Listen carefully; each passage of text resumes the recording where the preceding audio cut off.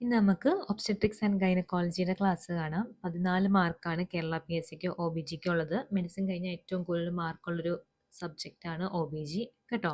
O B G എന്തായാലും revise ചെയ്തിട്ടേ പോവാവുള്ളൂ. ഒരു 6, 7 അല്ലെങ്കിൽ 8 ക്വസ്റ്റ്യൻ വരെ ആയാലും കിട്ടും കേട്ടോ. Pregnancy. Pregnancy is a physiological state in which a woman carries a developing fetus in the uterus. യൂട്രസിനകത്ത് ഡെവലപ്പിംഗ് ഫീറ്റസ് ക്യാരി ചെയ്യുന്നു pregnancy. Average days of pregnancy എത്രയാണ്? 280 ഡേയ്സ് എന്ന് വെച്ചാൽ 40 weeks from L M P. Okay, 280 days from L M P അല്ലെങ്കിൽ 40 weeks ആണ് average duration of the pregnancy.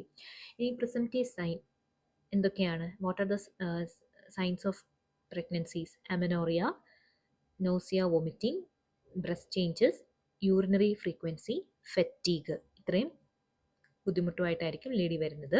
Probable signs ഇത് very important ആണ്. Kerala P S സിക്ക് ചോദിച്ചിട്ടുണ്ട് വാട്ട് ആർ ദ സൈൻസ്. ഒന്നെന്ന് പറയുമ്പോൾ Goodell sign, it is softening of the cervix. ഒരു Hegar sign ഉണ്ട് എന്ന് പറഞ്ഞാൽ ലോവർ യൂട്രൈൻ സെഗ്മെൻറ്റിൻ്റെ സോഫനിങ്ങിനെയാണ് നമ്മൾ ഹെഗാർഡ് സൈൻ എന്ന് പറയുന്നത്. പിന്നെ ഒരു ചാഡ്വിക് സൈൻ ഉണ്ട്, bluish discoloration of the വജീന and cervix. പിന്നെ ക്യുക്കനിങ്, ഒരു പ്രൈമിയിൽ ആദ്യമായിട്ട് കുഞ്ഞിൻ്റെ അനക്കം കിട്ടുന്നത് 18 to 20 വീക്സിലാണ്. ബെലോട്ട്മെൻറ്റ് വരുന്നത് 16 to 20 വീക്സിൽ. ഹെഡ് നമുക്ക് ബെലോട്ടബിൾ ആണോ അല്ലയോ എന്നൊക്കെ അറിയാൻ പറ്റുന്നത് 16 to 20 weeks. Foetal heart sound കേൾക്കുന്നത് 10 to 12 വീക്സിൽ നമുക്ക് ഫീറ്റൽ ഹാർട്ട് സൗണ്ട് കേൾക്കാൻ പറ്റും. So what are the physiological changes in pregnancy? യൂട്രസിന് എന്ത് ചേഞ്ചാണ് സംഭവിക്കുന്നത്? ഹൈപ്പർട്രോഫി ഉണ്ട്, ഹൈപ്പർപ്ലേസിയ ഉണ്ട് പ്രഗ്നൻസിയിൽ. സൈസ് 50 ഗ്രാമിൽ നിന്ന് 100 ഗ്രാം ആയിട്ട് കൂടും. സെർവിക്സിൽ സോഫനിങ് ഓഫ് ദ സെർവിക്സ്, അതിനെയാണ് ഗൂഡൽ സൈൻ എന്ന് പറയുന്നത്. Chadwick sign bluish discoloration of the cervix, mucus plug formation. Cardiovascular system, ഇനി ഓരോ സിസ്റ്റത്തിൻ്റെയും വ്യത്യാസങ്ങൾ നമ്മൾ പഠിക്കണം കേട്ടോ, അത് ചോദിക്കാറുണ്ട്. കാർഡിയോവാസ്കുലർ സിസ്റ്റത്തിൽ ബ്ലഡ് വോളിയം കൂടും, അമ്മയുടെ ബ്ലഡ് വോളിയം കൂടും, അത് 40 to 45% കൂടും. ബ്ലഡ് വോളിയം കൂടുമ്പോൾ എന്തോ കൂടും? കാർഡിയക് ഔട്ട്പുട്ട് കൂടും. ഫിസിയോളജിക്കൽ അനീമിയ ഉണ്ടാവും. സിസ്റ്റോളിക് മർമർ കോമൺ ആണ് പ്രഗ്നൻസിയിൽ. ഇനി റെസ്പിറേറ്ററി സിസ്റ്റത്തിൽ ടൈഡൽ വോളിയം കൂടും. ഏത് ഫാക്ടറാണ് കുറയുന്നത്? ഫങ്ഷണൽ റെസിഡ്യുവൽ കപ്പാസിറ്റി കുറയും. ഈ 2 പോയിൻറ്റ്സും ആലോചിച്ചിരിക്കുക. ടൈഡൽ വോളിയം കൂടും, ഫങ്ഷണൽ റെസിഡ്യുവൽ കപ്പാസിറ്റി കുറയും. റീനലിൽ എല്ലാം കൂടും, GFR കൂടും, റീനൽ പ്ലാസ്മ ഫ്ലോ കൂടും, യൂറിനിൽ ഗ്ലൂക്കോസ് കൂടും. ഈ GIയിൽ നൗസിയ, വോമിറ്റിംഗ്, ഡിലൈഡ് ഗ്യാസ്ട്രിക് എംറ്റിംഗ് ആണ്, കോൺസ്റ്റിപ്പേഷൻ ഉണ്ടാവും. എൻഡോക്രൈൻ സിസ്റ്റത്തിൽ ഹോർമോൺസ് ആയ HCG, പ്രൊജസ്ട്രോൺ, ഈസ്ട്രജൻ, പ്രൊലാക്റ്റിൻ, കോർട്ടിസോളും കൂടും. ഇനി ഇൻവെസ്റ്റിഗേഷൻസ്, ബുക്കിംഗ് വിസിറ്റ് എപ്പോഴും 12 to 14 വീക്സിൽ ചെയ്തിരിക്കുന്നത് pregnant woman. Routine lab investigations എന്തൊക്കെ നമ്മൾ നോക്കും? ഹീമോഗ്ലോബിൻ നോക്കും, ബ്ലഡ് ഗ്രൂപ്പ് നോക്കും, RH സ്റ്റാറ്റസ് നോക്കും, യൂറിനിൽ ആൽബുമിൻ ഉണ്ടോ, ഷുഗർ ഉണ്ടോ എന്ന് നോക്കും, VDRL, HIV, HbSAg, RBS, ഇത്രയും നമ്മൾ പ്രൈമറി ഇൻവെസ്റ്റിഗേഷനായിട്ട് സെൻഡ് ചെയ്യും. സ്പെഷ്യൽ ടെസ്റ്റ് ഏതാ ചെയ്യുന്നത്? USG നമ്മൾ dating scan, NT scan, growth scan, ഇത്രയുമാണ് ചെയ്യുന്നത്.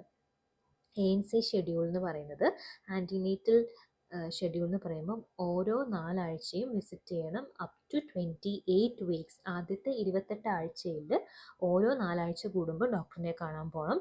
പിന്നെ എവറി 2 വീക്സ് ടിൽ 36 വീക്സ്. പിന്നെ 28 to 36 വീക്സിൽ ഓരോ 2 ആഴ്ച കൂടുമ്പോൾ പോകണം. പിന്നെ 36 വീക്സ് കഴിയുമ്പം ആ അമ്മ ആഴ്ചയിൽ ഡോക്ടറിനെ കാണാൻ പോകണം. ഓക്കെ, സപ്ലിമെൻറ്റ്സ് എന്തൊക്കെയാണ് കൊടുക്കുന്നത്? Iron, folic acid, calcium, vitamin D. അപ്പോൾ ഇത്രയുമാണ് സപ്ലിമെൻറ്റ്സ് കൊടുക്കുന്നത്. ഇനിയും labour and delivery, stages of labour. First stage എന്ന് പറയുമ്പോൾ സെർവിക്സ് ഡൈലേറ്റഡ് ആവും. സെക്കൻഡ് എന്ന് പറയുമ്പോൾ സെർവിക്സ് ഡൈലേറ്റഡ് ആയി കഴിഞ്ഞാൽ കുഞ്ഞ് എക്സ്പെൽഡ് ആവും, expulsion of the foetus. Third എന്താ? കുഞ്ഞ് വന്നു കഴിഞ്ഞാൽ ആര് വരും? പ്ലാസൻ്റ വരും, എക്സ്പ്രഷൻ ഓഫ് ദ പ്ലാസൻ്റ. ഇപ്പോൾ പുതിയ സ്റ്റേജാണ് ആഡ് ചെയ്തിരിക്കുന്നത്, 4th സ്റ്റേജ്, ഒബ്സർവേഷൻ സ്റ്റേജ്. പിന്നെ മോണിറ്ററിങ് എങ്ങനെയാണ് ചെയ്യുന്നത്? Partograph use to monitor the progress of the labour. Partogram നമ്മൾ വരച്ചിട്ടില്ലേ, അതാണ് യൂസ് ചെയ്യുന്നത്. Active management of 3rd stage ലേബറിൽ നമ്മൾ യൂട്രോട്ടോണിക് ഡ്രഗ്സ് കൊടുക്കും, ഓക്സിറ്റോസിൻ. അത് കഴിയുമ്പോൾ നമ്മുടെ പ്ലാസൻ്റ പതുക്കെ നമ്മൾ കൺട്രോൾഡ് ട്രാക്ഷൻ വഴി ഡെലിവറി ചെയ്യും. പിന്നെ നമ്മൾ യൂട്രൈൻ മസാജ് കൊടുക്കും. കോംപ്ലിക്കേഷൻസ് എന്താണ്? ലേബറും ഡെലിവറിയുമായിട്ട് ബന്ധപ്പെട്ട ഏറ്റവും most common complication postpartum haemorrhage ആണ്. This postpartum haemorrhage is the most common cause of maternal death. Okay, ഇനി കറക്റ്റ് ടോപ്പിക്സിലോട്ട് പോവാം. ഈ CTG സിലബസിലില്ല, പക്ഷേ ഇതിൻ്റെ കുറിച്ചുള്ള ഡീസലറേഷൻ്റെ ക്വസ്റ്റ്യൻസ് ചോദിച്ചിട്ടുണ്ട്, അതുകൊണ്ട് ഇൻക്ലൂഡ് ചെയ്തതാണ്. സി ടി ജിയിൽ നമ്മൾ എന്തൊക്കെയാണ് റെക്കോർഡ് ചെയ്യുന്നത്? ഫീറ്റൽ ഹാർട്ട് റേറ്റ് റെക്കോർഡ് ചെയ്യും, യൂട്രൈൻ കൺട്രാക്ഷൻസ് റെക്കോർഡ് ചെയ്യും. രണ്ട് മെയിൻ സംഭവങ്ങൾ, ഫീറ്റൽ ഹാർട്ട് റേറ്റും യൂട്രൈൻ കൺട്രാക്ഷൻസും. എന്തൊക്കെ types of C T G ഉണ്ട്? Externally Doppler ultrasound for fetal heart rate, tocodynamometer for contractions. Internally നമ്മൾ കുഞ്ഞിൻ്റെ ഇത് മെഷർ ചെയ്യാൻ ഫീറ്റലിൽ സ്കാൽപ്പിൽ ഇലക്ട്രോഡ് വെക്കാം, ഫീറ്റൽ സ്കാൽപ്പിൽ ഇലക്ട്രോഡ് വെക്കാം, fetal scalp electrode and intrauterine pressure catheter. Okay, ഇനി normal baseline fetal heart rate 110 to 160 beats per minute ആണ്. ബേസ് ലൈൻ അബ്നോർമാലിറ്റി ടാക്കിക്കാർഡിയ, കുഞ്ഞിന് ടാക്കിക്കാർഡിയ ഉണ്ടെന്ന് പറയുന്നത് എപ്പോഴാണ്? Greater than 160 beats per minute ആണെങ്കിൽ. അപ്പം കുഞ്ഞ് greater than 160 beats per minute heart rate കാണിക്കുന്നുണ്ടെങ്കിൽ അതിനർത്ഥം കുഞ്ഞിന് ഫീറ്റൽ ഡിസ്ട്രസ് ഉണ്ട്, അല്ലെങ്കിൽ മെറ്റേണൽ ഫീവർ ഉണ്ട്, അല്ലെങ്കിൽ മെറ്റേണൽ ഡ്രഗ്സ്. ഇപ്പോൾ what are the causes of tachycardia in child? That is foetal distress, maternal fever and drugs. ഇത്രയൊക്കെ ഉണ്ടെങ്കിൽ കുഞ്ഞിൽ ടാക്കിക്കാർഡിയ ഉണ്ടാവും. കുഞ്ഞിൽ എപ്പോഴാണ് ബ്രാഡിക്കാർഡിയ ഉണ്ടാവുക? Foetal hypoxia, cord compression, maternal hypertension, prolonged labour, ഇത്രയും കാര്യങ്ങളിൽ ബ്രാഡിക്കാർഡിയ ഉണ്ടാവും. ഓക്കെ, ഇനി വേരിയബിലിറ്റി കാണിക്കുന്നുണ്ട്. Variability normally 5 to 25 beats per minute ആണ്. വേരിയബിലിറ്റി ഡിക്രീസ്ഡ് ആവുന്ന condition hypoxia, drugs, prematurity. Increased ആവുന്ന കണ്ടീഷൻ ഫീറ്റൽ ആക്ടിവിറ്റി. ആക്സിലറേഷൻ എപ്പോഴും 2 ആക്സിലറേഷൻ ഉണ്ടായിരിക്കണം, approximately 15 beats per minute lasting for approximately 15 seconds. ഇതാണ് ആക്സിലറേഷൻ എന്ന് പറയുന്നത്. Rise in foetal heart rate approximately 15 beats per minute lasting for approximately 15 seconds. Okay, ഇനി ഡീസിലറേഷൻസിൻ്റെ reasons പഠിച്ചിരിക്കണം. Early deceleration pathological അല്ല. Early ഡീസിലറേഷൻ്റെ ഒരു cos എന്ന് പറയുമ്പോൾ ഹെഡ് കംപ്രഷൻ. ഹെഡിൽ ഒരു കംപ്രഷൻ വരുമ്പോൾ കുഞ്ഞനങ്ങുമ്പോൾ സ്വാഭാവികമായിട്ട് ഹെഡ് കംപ്രഷൻ ഉണ്ടാവില്ല, അപ്പോൾ അത് പത്തോളജിക്കൽ അല്ല. So early decelerations are not pathological and it is seen in head compression. ഇനി ലേറ്റ് ഡീസിലറേഷൻ എവിടെയാണ് കാണപ്പെടുന്നത്? യൂട്രോപ്ലാസന്റൽ ഇൻസഫിഷ്യൻസി, അത് എപ്പോഴും പത്തോളജിക്കൽ ആയിരിക്കും. ഇത് പ്രീവിയസ് ഇയർ ക്വസ്റ്റ്യൻ ആണ്. Late deceleration is seen in uteroplacental insufficiency and it is always pathological. ഇനി variable deceleration കാണുന്നത് എവിടെയാണ്? കോഡ് കംപ്രഷനിൽ റെക്കറൻ്റ് ആണെങ്കിൽ അത് പത്തോളജിക്കലാണ്. അപ്പോൾ early deceleration is seen in head compression which is not pathological. Late deceleration is seen in neuroplacental insufficiency, which is always pathological, and variable deceleration is seen due to cord compression and recurrent ആണെങ്കിൽ അത് pathological ആണ്. ഇനി non stress test ഉണ്ട്. ഈ non stress test എന്ന് പറഞ്ഞാൽ reactive ആണ്. എപ്പോഴാണ് നമ്മൾ പറയുന്നത്? എൻ എസ് ടി ഇല്ലേ, നമ്മൾ ലേബർ റൂമിൽ കണ്ടിട്ടില്ല എൻ എസ് ടി എടുക്കുന്നത്. അപ്രോക്സിമേറ്റ്ലി 2 ആക്സിലറേഷൻ ഇൻ 20 മിനിറ്റ്സ് ആണെങ്കിൽ അത് റിയാക്റ്റീവ് എൻ എസ് ടി ആണ് പറയുന്നത്. റിയാക്റ്റീവ് എൻ എസ് ടിൻ്റെ ഡെഫിനിഷൻ ചോദിച്ചിട്ടുണ്ട്. അപ്രോക്സിമേറ്റ്ലി 2 ആക്സിലറേഷൻ ഇൻ 20 മിനിറ്റ്സ് ആണെങ്കിൽ അത് റിയാക്റ്റീവ് എൻ എസ് ടി ആണ്. ഓക്കെ, ഇനി കോൺട്രാക്ഷൻ സ്ട്രെസ് ടെസ്റ്റ് എന്ന് പറഞ്ഞൊരു സ്ട്രെസ് ടെസ്റ്റ് ഉണ്ട്. അതിൽ ലേറ്റ് ഡീസിലറേഷൻ വിത്ത് അപ്രോക്സിമേറ്റ്ലി 50% കോൺട്രാക്ഷൻ ആണ് യൂട്രോപ്ലാസന്റൽ ഇൻസഫിഷ്യൻസി എന്ന് പറയും. അത് നിങ്ങൾക്ക് ഇഗ്നോർ ചെയ്യാം. ഓക്കെ, ഇനി ഈ സി ടി ജി നമ്മൾ ഏതൊക്കെ കേസസിലാണ് യൂസ് ചെയ്യുന്നത്? High risk pregnancy induced hypertension, diabetes mellitus, IUGR, post dated pregnancy, അതിലൊക്കെയാണ് നമ്മൾ സി ടി ജി മെയിനായിട്ട് ആൻറ്റിനേറ്റൽ യൂസ് ഉള്ളത്. ഇൻട്രാപാർട്ടം യൂസ് എവിടെയാണ്? ലേബർ മോണിറ്ററിങ്ങിന്, ഫീറ്റൽ ഡിസ്ട്രസ് ഉണ്ടോയെന്ന് അറിയാൻ വേണ്ടിയിൽ നമ്മൾ സി ടി ജി യൂസ് ചെയ്യുന്നുണ്ട്. So normal baseline fetal heart rate എത്രയാണ്? 110 to 160 beats per minute. Normal variability എത്രയാണ്? 5 to 25 beats per minute. Normal acceleration എങ്ങനെയാണ് ഡിഫൈൻ ചെയ്തിരിക്കുന്നത്? Greater than or equal to 15 beats per minute lasting for greater than or equal to 15 second. Early deceleration എപ്പോഴാണ് ഉണ്ടാകുന്നത്? Head compression, അത് pathological അല്ല. Late deceleration എവിടെയാണ് ഉണ്ടാകുന്നത്? യൂട്രോപ്ലാസന്റൽ ഇൻസഫിഷ്യൻസിയിൽ, അത് പത്തോളജിക്കൽ ആണ്. വേരിയബിൾ ഡീസിലറേഷൻ എപ്പോഴാണ് ഉണ്ടാകുന്നത്? കോഡ് കംപ്രഷനിൽ. റിയാക്റ്റീവ് എൻ എസ് ടി എന്ന് പറയണമെങ്കിൽ എത്ര ആക്സിലറേഷൻസ് വേണം? Greater than or equal to 2 acceleration in 20 minutes. Positive C S T എന്ന് പറഞ്ഞാൽ എന്താണ്? Late deceleration with greater than or equal to 50% contractions mainly seen in uteroplacental insufficiency.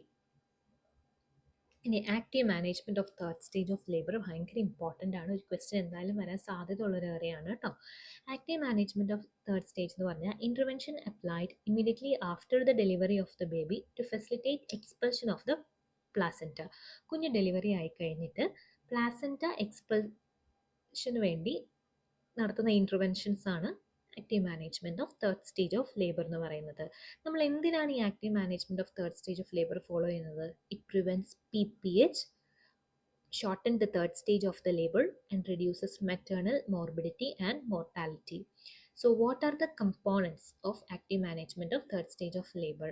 ഒന്ന്, delivery കഴിഞ്ഞ ഉടനെ തന്നെ ഓക്സിറ്റോസിൻ 10 ഇൻ്റർനാഷണൽ യൂണിറ്റ് IM ആയിട്ട് കൊടുക്കണം. പ്രൊഫൈലാക്റ്റിക്കലി യൂട്രോട്ടോണിക് drug കൊടുക്കണം.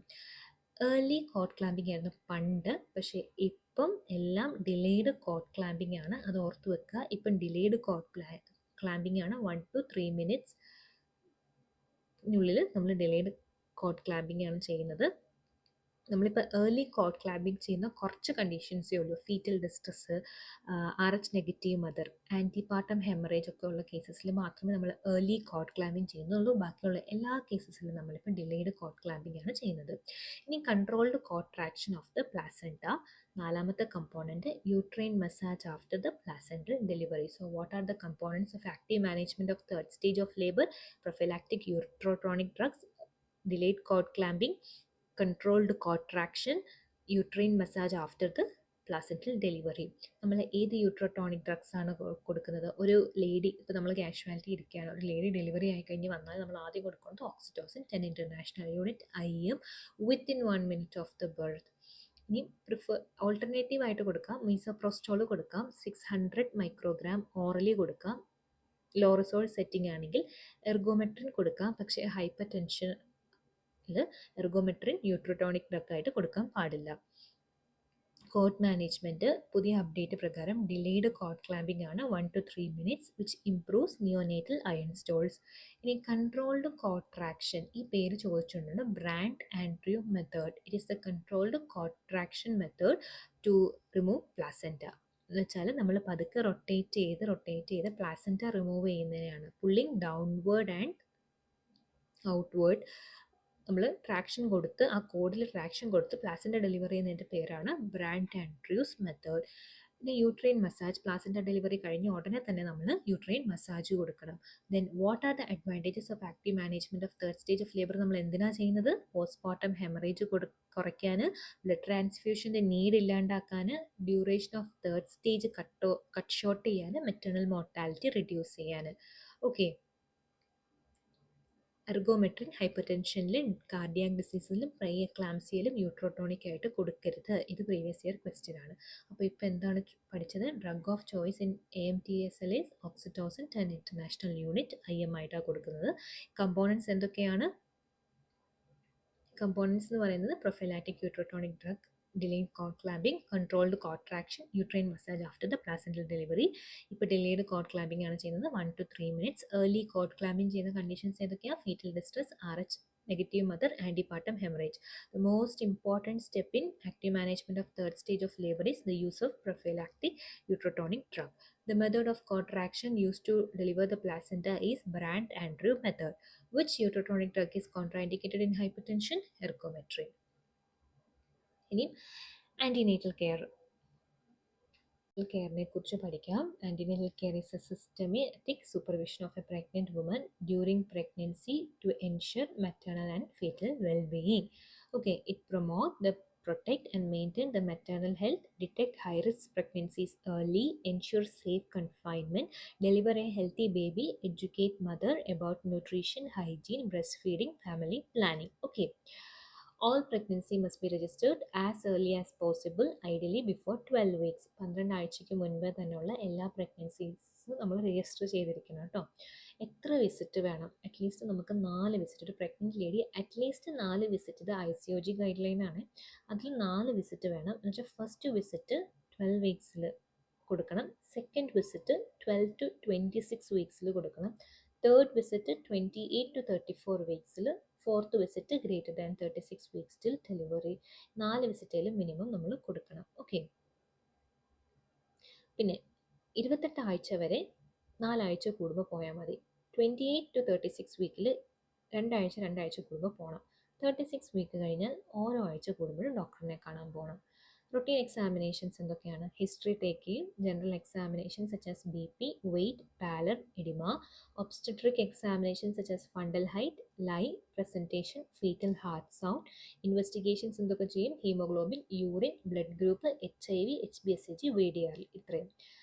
ലാബ് ടെസ്റ്റ് ഏതൊക്കെയാണ് ചെയ്യുന്നത്? ഹീമോഗ്ലോബിൻ ചെയ്യണം, യൂറിൻ ചെയ്യണം, blood grouping, RH typing, VDRL, HIV, HbSAg screening, blood sugar, FBS, complete blood count. Okay, പിന്നത്തെ ഓരോ വിസിറ്റിൽ നമ്മൾ HB ചെക്ക് ചെയ്യണം, യൂറിൻ ആൽബമിനും ഷുഗറും ചെക്ക് ചെയ്യണം, GTT glucose tolerance test high risk ആണെങ്കിൽ ചെയ്യണം, അൾട്രാസൗണ്ട് ഫസ്റ്റ് ആദ്യം ബുക്കിങ്ങിൽ, പിന്നെ അനോമലി സ്കാൻ അറ്റ് 18 to 20 വീക്സിൽ, പിന്നെ ഗ്രോത്ത് സ്കാൻ വേണമെന്നുണ്ടെങ്കിൽ. പ്രൊഫൈലാക്സിസ് ആയിട്ട് നമ്മൾ എന്തൊക്കെ കൊടുക്കും പ്രഗ്നൻറ്റ് ലേഡിക്ക്? Iron, folic acid tablet. അതിൻ്റെ അളവ് ഈ നമ്മുടെ ഇൻ്റർവ്യൂവിന് ചോദിക്കുന്നതാണ്. 100 milligram of elemental iron plus 500 microgram folic acid daily from second trimester. ഒരു പ്രഗ്നൻറ്റ് ലേഡിക്ക് സെക്കൻഡ് ട്രൈമസ്റ്റർ തൊട്ടേ നമ്മൾ iron folic acid കൊടുക്കത്തുള്ളൂ. 100 milligram of elemental അയണും 500 microgram ഓഫ് ഫോളിക് ആസിഡുമാണ് കൊടുക്കുന്നത്. പിന്നെ സെക്കൻഡ് ട്രൈമസ്റ്ററിൽ കാൽഷ്യം സപ്ലിമെൻറ്റേഷൻ കൊടുക്കും. ഡീവേമിന് നമുക്ക് ആൽബൻഡസോൾ കൊടുക്കാം. അത് സെക്കൻഡ് ട്രൈമസ്റ്ററിന് ശേഷം മാത്രമേ നമ്മൾ ഡീവേമിങ്ങിന് വേണ്ടി ആൽബൻഡസോൾ കൊടുക്കത്തുള്ളൂ. പിന്നെ നമുക്ക് ഇപ്പം TD ഇമ്മ്യൂണൈസേഷനാണ് ഉള്ളത്. ഓക്കെ, ഇനി എപ്പോഴാണ് നമ്മൾ TT കൊടുക്കുന്നത്? നമ്മൾ 2 ഡോസസ് കൊടുക്കണം. നമുക്ക് എപ്പോൾ വേണമെങ്കിലും കൊടുക്കാം. പക്ഷേ ഓരോ 2 ഡോസിൻ്റെ ഇടയിലുള്ള ഇൻ്റർവെൽ 4 വീക്സ് ഉണ്ടാവണം. പ്രീവിയസ്ലി ഇമ്മ്യൂണൈസ്ഡ് ആണെങ്കിൽ, എന്ന് വെച്ചാൽ അടുപ്പിച്ചടുപ്പിച്ചുള്ള പ്രഗ്നൻസിയിൽ, ഇപ്പോൾ ഞാൻ കഴിഞ്ഞ വർഷം പ്രഗ്നൻ്റ് ആയിരുന്നു, ഞാൻ ഇപ്പോഴും ഈ വർഷവും പ്രഗ്നൻ്റ് ആണെന്നുണ്ടെങ്കിൽ എനിക്ക് 2 ഡോസ് എടുക്കേണ്ട, ഒറ്റ ഡോസ് എടുത്താൽ മതി. സിംഗിൾ ബൂസ്റ്റർ ഡോസും എടുത്താൽ മതി. Health education, nutrition, hygiene, trust, sexual activity എങ്ങനെ ചെയ്യണം, ഫാമിലി പ്ലാനിങ്, ഇതിനെക്കുറിച്ചുള്ള ധാരണ കൊടുക്കും. Birth preparedness and danger signs. Okay, ഇനി what are the danger signs in pregnancy? Pregnant ആയിട്ടിരിക്കുന്ന ഒരു ലേഡി ഹോസ്പിറ്റലിൽ പോകേണ്ടത് എപ്പോഴാണ്? 1, ബ്ലീഡിങ്, വജൈനൽ ബ്ലീഡിങ് കണ്ടാൽ പോകണം. Severe headache and blurring of vision, എന്താണ്? പ്രിയക്ലാൻസിയ ആവാം. Swelling of hands and face, അതും പ്രിയക്ലാൻസിയ കൊണ്ടാവാം. Abdominal pain, decreased foetal movement, convulsions. ഇത്രയും കേസസ് ഉണ്ടെങ്കിൽ പ്രഗ്നൻ്റ് ആയിട്ടുള്ള ഒരു ലേഡി എത്രയും പെട്ടെന്ന് ഹോസ്പിറ്റലിൽ പോകണം. So the minimum number of antenatal visit recommended by WHO is 4 visits. First antenatal visit should be completed before 12 weeks. Most important lab test in booking visit is hemoglobin, urine, blood grouping, RH typing. Prophylaxis for anemia in pregnancy is 2 doses given 4 weeks apart or 1 booster dose. Danger signs to educate is bleeding, headache, swelling, decreased fetal movement and convulsions. ഇനിയും മെയിനായിട്ടുള്ള ടോപ്പിക്സിലേക്ക് പോവാം. Anaemia in pregnancy. Okay, പ്രഗ്നൻസിയിൽ anaemia എന്ന് പറയണമെങ്കിൽ haemoglobin less than 11 gram per deciliter in first and third ട്രൈമസ്റ്ററും second ട്രൈമസ്റ്ററിൽ haemoglobin less than 10.5 ആണെങ്കിൽ നമ്മൾ ഈ കണ്ടീഷന് അനീമിയ ഇൻ പ്രഗ്നൻസി എന്ന് പറയും. ഹീമോഗ്ലോബിൻ്റെ അളവ് ചോദിച്ചിട്ടുണ്ട്. 11.5 in first and third trimester and less than 10.5 in second trimester. Most common medical disorder in pregnancy is anemia, and it is prevalent in about 50 to 60% of pregnant women. What are the types of anemia in pregnancy? Nutritional iron deficiency anemia, folate, vitamin B12 deficiency, hemolytic anemia such as thalassemia, sickle cell anemia, aplastic anemia. ഇത്രയും types of anaemia pregnant ലേഡീസിൽ കാണാൻ പറ്റും. Severity ഞാൻ പറഞ്ഞല്ലോ, mild എന്ന് പറയണമെങ്കിൽ 10 to 10.9, moderate 7 to 9.9. എപ്പോഴാണ് severe anaemia എന്ന് പറയുന്നത്? Less than 7 gram per deciliter ആണെങ്കിൽ നമ്മളതിനെ സിവിയർ അനീമിയ എന്ന് പറയും. Very severe less than 4 gram per deciliter. Severe anaemia important ആണ്. Less than 7 gram per deciliter.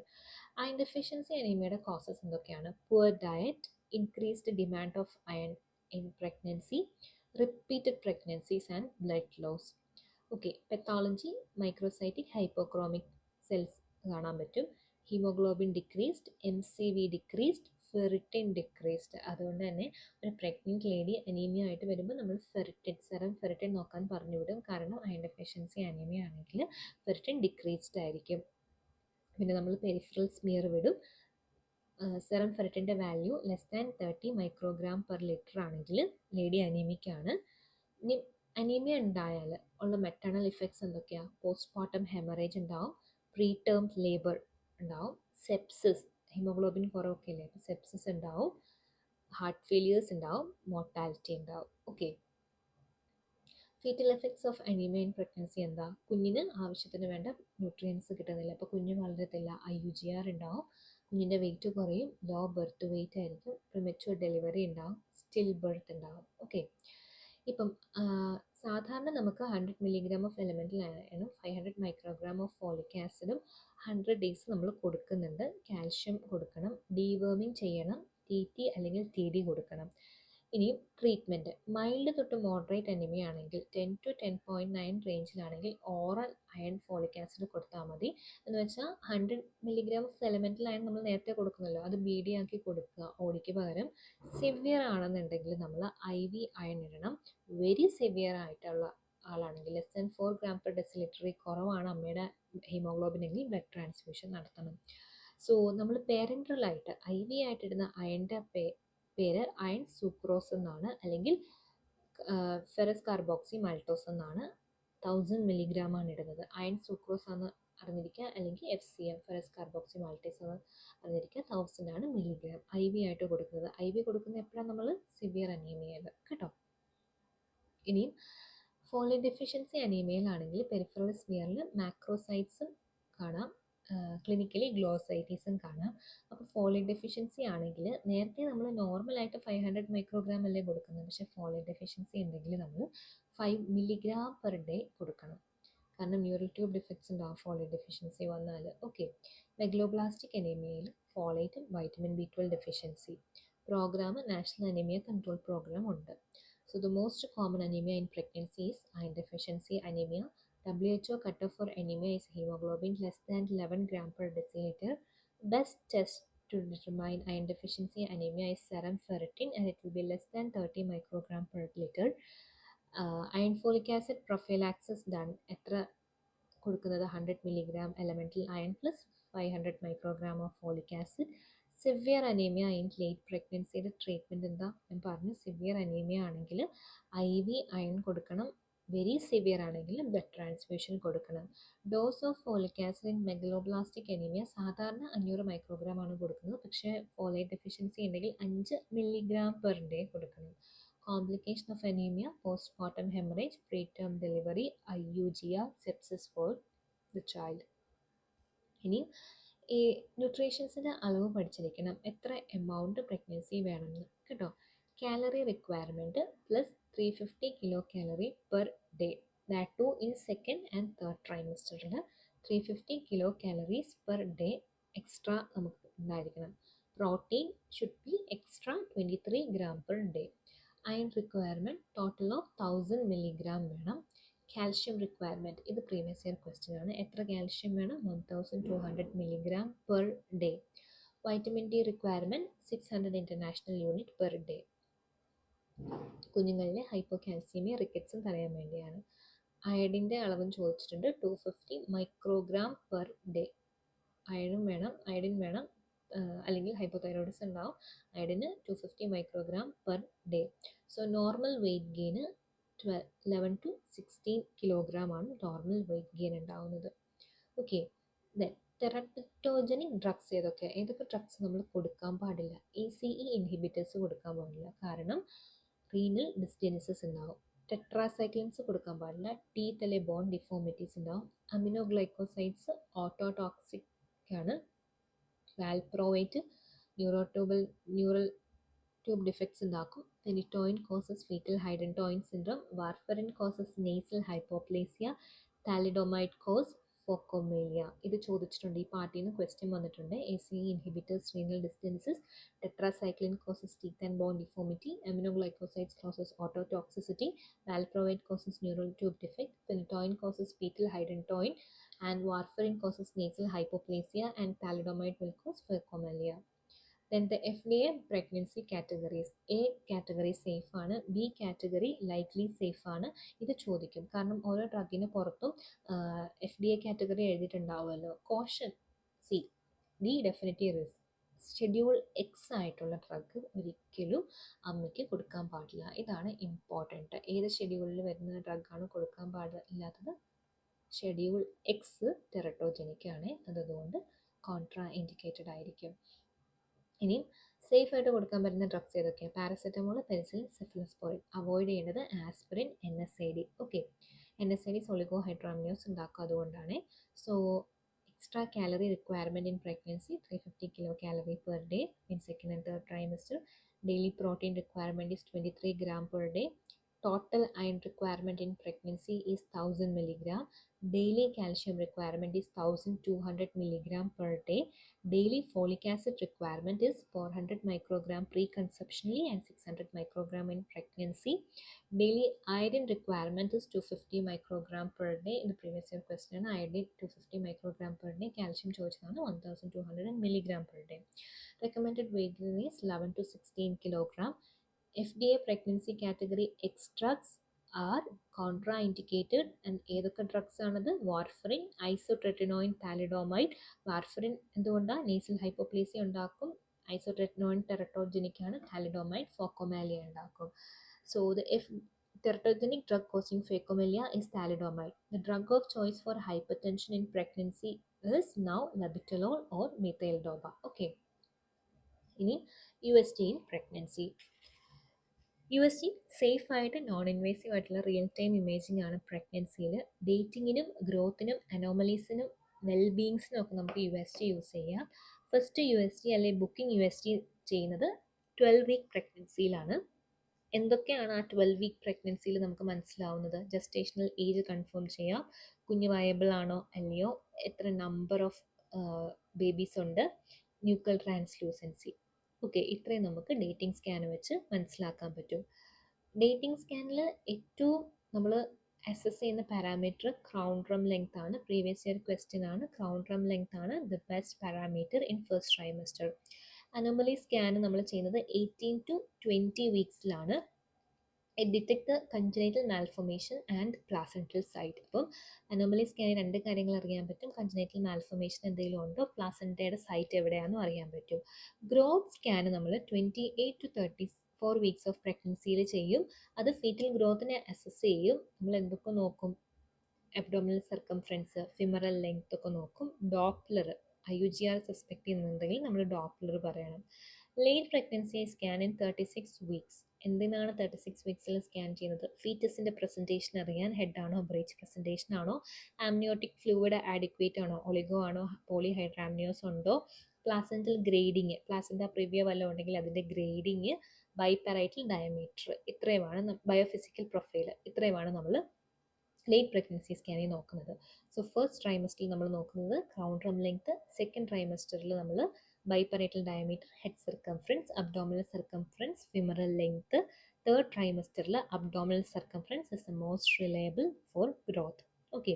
Nuclear translucency 11 to 13 വീക്സിലാണ് നമ്മൾ മെഷർ ചെയ്യുന്നത്.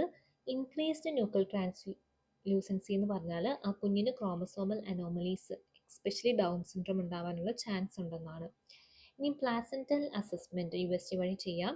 പ്ലാസെൻറ്റയുടെ ലൊക്കേഷൻ, ഇപ്പോൾ പ്ലാസെൻറ്റ പ്രവിയ ആണെങ്കിൽ പ്ലാസെൻറ്റയുടെ മെച്ചുറേഷൻ, ഗ്രാനം ഗ്രേഡിങ്, പിന്നെ എക്രീറ്റ ഉണ്ടെങ്കിൽ അതും റൂൾ ഔട്ട് ചെയ്യാൻ പറ്റും. ആംനിയോട്ടിക് ഫ്ലൂയിഡ് അളവറിയാൻ പറ്റും. ആംനിയോട്ടിക് ഫ്ലൂയിഡ് എന്ന് വെച്ചാൽ സം ഓഫ് 4 ക്വാഡ്രൻസ് ആണ്. ഒളിഗോ ഹൈഡ്രാമിനിയോസ് ആണെങ്കിൽ AFI ലെസ് ദാൻ 5 സെൻറ്റിമീറ്റർ ആയിരിക്കും. പോളി ഹൈഡ്രാമിനിയോസ് ആണെങ്കിൽ AFI ഗ്രേറ്റർ ദാൻ 25 സെൻറ്റിമീറ്റർ ആയിരിക്കും. ഇനി ബയോഫിസിക്കൽ പ്രൊഫൈലിൽ എന്തൊക്കെ കമ്പോണൻസ് ഉണ്ടെന്ന് പ്രീവിയസ് ഇയർ ക്വസ്റ്റ്യൻ ആണ്. ബയോഫിസിക്കൽ പ്രൊഫൈലിൽ 5 കമ്പോണൻസ് ആണുള്ളത്. ഫീറ്റൽ ഹാർട്ട് റേറ്റ്, കുഞ്ഞിൻ്റെ heart, foetal breathing, foetal movements, foetal tone and AFI. ഇത് ഭയങ്കര ഇമ്പോർട്ടൻ്റ് ആണ്. ആദ്യം ഹാർട്ടിനെ ആലോചിക്കുക, പിന്നെ നമ്മൾ ബ്രീത്തിങ്, പിന്നെ മൂവ്മെൻറ്റ്സ്, പിന്നെ ടോണ്, പിന്നെ AFI. സോ 5 കമ്പോണൻസ് ഏതൊക്കെയാണ്? Foetal heart rate, foetal breathing, foetal movements, foetal tone, AFI. Okay. ഇനി ഡോപ്ലർ നമ്മൾ എപ്പോഴൊക്കെയാണ് യൂസ് ചെയ്യുന്നത്? അംബിലിക്കൽ ആർട്ടറി ഡോപ്ലർ നമ്മൾ സിസ്റ്റോളിക് ബൈ ഡയസ്റ്റോളിക് റേഷ്യോ, നമ്മുടെ middle cerebral artery, ductus venosus, ഇതിനൊക്കെ നമ്മൾ ഡോപ്ലർ യൂസ് ചെയ്യും. IUGR ഉണ്ടോ, പ്രഗ്നൻസി ഇൻഡ്യൂസ്ഡ് ഹൈപ്പർ ടെൻഷൻ ഉണ്ടോ എന്നൊക്കെ അറിയാൻ വേണ്ടി ഡോപ്ലർ സഹായിക്കും. ഓക്കെ. അപ്പം best parameter for gestational age assessment in first trimester is crown ഡ്രം length. Optimal timing of anomaly scan is 18 to 20 weeks. AFI 5 സെൻറ്റിമീറ്ററിന് താഴെയാണെങ്കിൽ ഒളിഗോ ഹൈഡ്രാമിനിയോസ്. എപ്പോഴാണ് ന്യൂക്ലിയർ ട്രാൻസ്ലൂസൻസി മെഷർ ചെയ്യുന്നത്? 11 to 13 weeks. Most reliable growth factor in third trimester is abdominal circumference. 5 components of biophysical profile are fetal heart rate, breathing, movements, tone and AFI. Investigation of choice for IUGR monitoring is doppler USG. IUGR ആണെങ്കിൽ doppler എടുക്കണം. Placental grading സിസ്റ്റത്തിൻ്റെ പേരെന്താ? Grannum staging എന്നാണ് പറയുന്നത്. ഇനി നമുക്ക് normal labour and monitoring. Okay, ഇത് important ആണ്. അപ്പം ലേഡി എവിടെ എത്തി? ലേബർ റൂമിലെത്തി. Spontaneous onset, vertex presentation, 37 to 42 weeks without complication. ഇത്രയും ഫാക്ടേഴ്സ് ഉണ്ടെങ്കിലേ നമ്മൾ അതിന് നോർമൽ ലേബർ എന്ന് പറയത്തുള്ളൂ. സ്പോണ്ടേനിയസ് ഓൺസെറ്റ് ആയിരിക്കണം, വെർട്ടെക്സ് ആയിരിക്കണം, തലയായിരിക്കണം പ്രസൻറ്റേഷൻ, 37 to 42 വീക്സിന് ഇടയിലുള്ള ആളായിരിക്കണം, കോംപ്ലിക്കേഷൻസ് ഒന്നും പാടില്ല. അങ്ങനെയുള്ള കേസസിനെയാണ് നമ്മൾ നോർമൽ ലേബർ എന്ന് പറയുന്നത്. ഫേസസ് ഓഫ് ലേബർ ഇമ്പോർട്ടൻ്റ് ആണ്. ഫസ്റ്റ് സ്റ്റേജ് എന്ന് പറഞ്ഞാൽ എന്താ? ഓൺസെറ്റ് തൊട്ട് full dilatation of the cervix. Full dilatation of cervix എത്രയാ? 10 സെൻറ്റിമീറ്റർ. അപ്പം ലേഡിയുടെ ഓൺസെറ്റ് ഓഫ് ലേബർ തൊട്ട് full dilatation of the cervix first stage. Second stage full dilatation to delivery of the baby. Third stage baby delivered, placenta and membrane expulsion ആണ് third stage.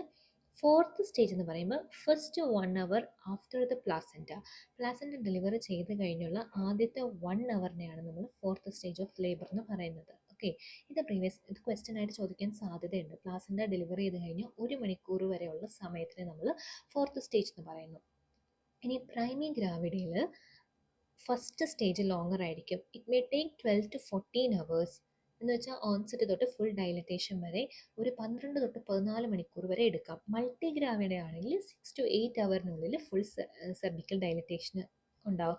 അതുകൊണ്ടാണ് multi ഗ്രാവിഡേഴ്സിൻ്റെ delivery എടുക്കാൻ ഭയങ്കര എളുപ്പമാണ്. പെട്ടെന്ന് വരും, അവർ പെട്ടെന്ന് പോകും, എല്ലാ കാര്യങ്ങളും അവർക്ക് ഷോർട്ടായിരിക്കും. പ്രൈമി ഗ്രാവിഡ കുറേ സമയം എടുക്കും. അപ്പം പ്രൈമി ഗ്രാവിഡയിൽ ഫസ്റ്റ് സ്റ്റേജ് 12 to 14 hours ആണ്. മൾട്ടി ഗ്രാവിഡയിൽ 6 to 8 hour ആണ്. ഇനി പാർട്ടോഗ്രാഫ് ഇടും നമ്മൾ. എന്താണ് partograph? It is the WHO tool to monitor the progress of the labour and maternal and fetal wellbeing. ലേബറിൻ്റെ പ്രോഗ്രസ് അറിയാനും മെറ്റേണൽ ആൻഡ് ഫീറ്റൽ വെൽബീയിങ്ങിനെ കുറിച്ച് പഠിക്കാനും ഉള്ള ഒരു ചാർട്ടാണ് പാർട്ടോഗ്രാഫ്. അതിലൊരു അലേർട്ട് ലൈൻ ഉണ്ട്. ആ അലേർട്ട് ലൈൻ സ്റ്റാർട്ട് ചെയ്യുന്നത് 4 സെൻറ്റിമീറ്ററിലാണ്. പിന്നെ ഒരു ആക്ഷൻ ലൈൻ ഉണ്ട്. ആക്ഷൻ ലൈൻ എന്ന് പറയുമ്പോൾ 4 hours to the right of the alert line ആണ് ആക്ഷൻ ലൈൻ എന്ന് പറയുന്നത്. ഈ പാർട്ടോഗ്രാഫ് ആക്ഷൻ ലൈൻ ക്രോസ് ചെയ്ത് കഴിയുമ്പോഴത്തേക്ക് നമ്മൾ ഇൻ്റർവെൻഷൻ ചെയ്യണം എന്നാണ് ഉദ്ദേശിക്കുന്നത് കേട്ടോ. ഇനിയും മോണിറ്ററിങ് ഓഫ് ദി ലേബർ. എന്തൊക്കെ നമ്മൾ ഇപ്പം ലേബറിൽ കിടക്കുന്ന ഒരു അമ്മയുടെ എന്തൊക്കെ പാരാമീറ്റേഴ്സ് നമ്മൾ മോണിറ്റർ ചെയ്യും?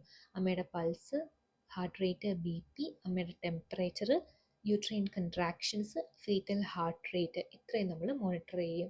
അമ്മയുടെ പൾസ്, BP, ടെമ്പറേച്ചർ, യൂട്രസിൻ്റെ കൺട്രാക്ഷൻസ്, ഫീറ്റൽ ഹാർട്ട് റേറ്റ്. ഇനി fetal heart rate monitoring. Normal heart rate എത്രയാണ്? 110 to 160 beats per minute. Recorded every 30 minutes. ഓരോ 30 minutesലും നമ്മൾ ഫീറ്റസിൻ്റെ ഹാർട്ട് റേറ്റ് റെക്കോർഡ് ചെയ്യും. ഫസ്റ്റ് സ്റ്റേജിൽ.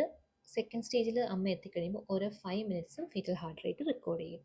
യൂട്രൈൻ കൺട്രാക്ഷൻ്റെ ഫ്രീക്വൻസിയും ഡ്യൂറേഷനും ഇൻറ്റൻസിറ്റിയും.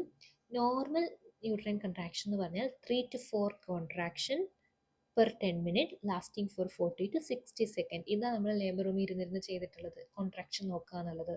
എത്ര കോൺട്രാക്ഷൻസ് ഉണ്ടാവണം? 3 to 4 contraction per 10 minutes for 40 to 60 seconds. അതാണ് ചോദിക്കാറുണ്ട്, what is the normal uterine contraction? It is 3 to 4 contraction per 10 minutes lasting for 40 to 60 seconds. Okay. Vaginal examination ഓരോ 4 മണിക്കൂർ കൂടുമ്പോഴേ ചെയ്യാവുള്ളൂ. അപ്പോൾ നമ്മൾ എന്തൊക്കെ നോക്കും? ഡയലറ്റേഷൻ, എഫേസ്മെൻറ്റ്, സ്റ്റേഷൻ, മെംബ്രെയിൻസ്, ഇത്രയും നോക്കി എഴുതും. ആംനിയോട്ടിക് ഫ്ലൂയിഡിൻ്റെ കളറും എമൗണ്ടും നമ്മൾ നോക്കണം. മെക്കോണിയം സ്റ്റെയിൻഡ് ലൈക്ര വരുന്നതെങ്കിൽ, ആംനിയോട്ടിക് ഫ്ലൂയിഡാണ് വരുന്നതെങ്കിൽ അത് ഫീറ്റൽ ഡിസ്ട്രസ് ഇൻഡിക്കേറ്റ് ചെയ്യും കേട്ടോ. ഇനി third stage of management, active management with oxytocin, uterine massage, controlled contraction and it reduces postmortem haemorrhage. ഇനി പോസ്റ്റ് ലേബർ ഫോർത്ത് സ്റ്റേജിൽ നമ്മൾ എന്താ ചെയ്യുന്നത്? PPH ഉണ്ടാവുന്നുണ്ടോ നോക്കുക, യൂട്രൈൻ കൺട്രാക്ഷൻസ് നോക്കുക, വൈറ്റൽസ് നോക്കുക, ബ്ലാഡർ എംപ്റ്റിങ്. ഇത് ഇമ്പോർട്ടൻ്റ് ആണ്. ഫോർത്ത് സ്റ്റേജിൽ നമ്മൾ PPH observe for PPH, uterine contraction, vitals and bladder emptying. Okay. ഇനി definition of the normal labour എന്ന് പറയുമ്പോൾ spontaneous, it should be vertex presentation, term baby with no complication. Duration of labour in primary versus multi. പ്രൈമറിയിലാണെങ്കിൽ 12 to 14 hours എടുക്കും first stage. മൾട്ടിയിലാണ് 6 to 8 hours എടുക്കത്തുള്ളൂ. Stages of labour. First stage of labour എന്ന് പറഞ്ഞാൽ onset to dilatation, full dilatation, that is 10 cm. Second stage of labour എന്ന് പറഞ്ഞാൽ delivery of the baby. Third stage എന്ന് പറഞ്ഞാൽ delivery of the placenta. Fourth stage എന്ന് പറഞ്ഞാൽ observation. പാർട്ടോഗ്രാഫിൻ്റെ alert line എത്ര ഇതിലാണ് മൂവ് ചെയ്യുന്നത്? 1 cm/hour മൂവ് ചെയ്യുന്നത്. Action line placement 4 hours right to alert line ആണ്. അലേർട്ട് ലൈൻ ക്രോസ് ചെയ്താൽ നമ്മൾ ഇൻ്റർവെൻഷൻ എടുക്കണം എന്നാണ് അർത്ഥം. Normal foetal heart rate 100 to 160 beats/minute ആണ്. എത്ര ഫ്രീക്വൻ്റ്ലി നമ്മൾ ഫീറ്റൽ ഹാർട്ട് റേറ്റ് മോണിറ്റർ ചെയ്യണം? ഫസ്റ്റ് സ്റ്റേജ് ആണെങ്കിൽ നമ്മൾ 30 minutes കൂടുമ്പോൾ ലേഡിയുടെ അടുത്ത് പോയി മോണിറ്റർ ചെയ്താൽ മതി. പക്ഷേ once the lady reaches the second stage നമ്മൾ 5 minutes കൂടുമ്പോൾ പോയി ഫീറ്റൽ ഹാർട്ട് റേറ്റ് ചെക്ക് ചെയ്യണം.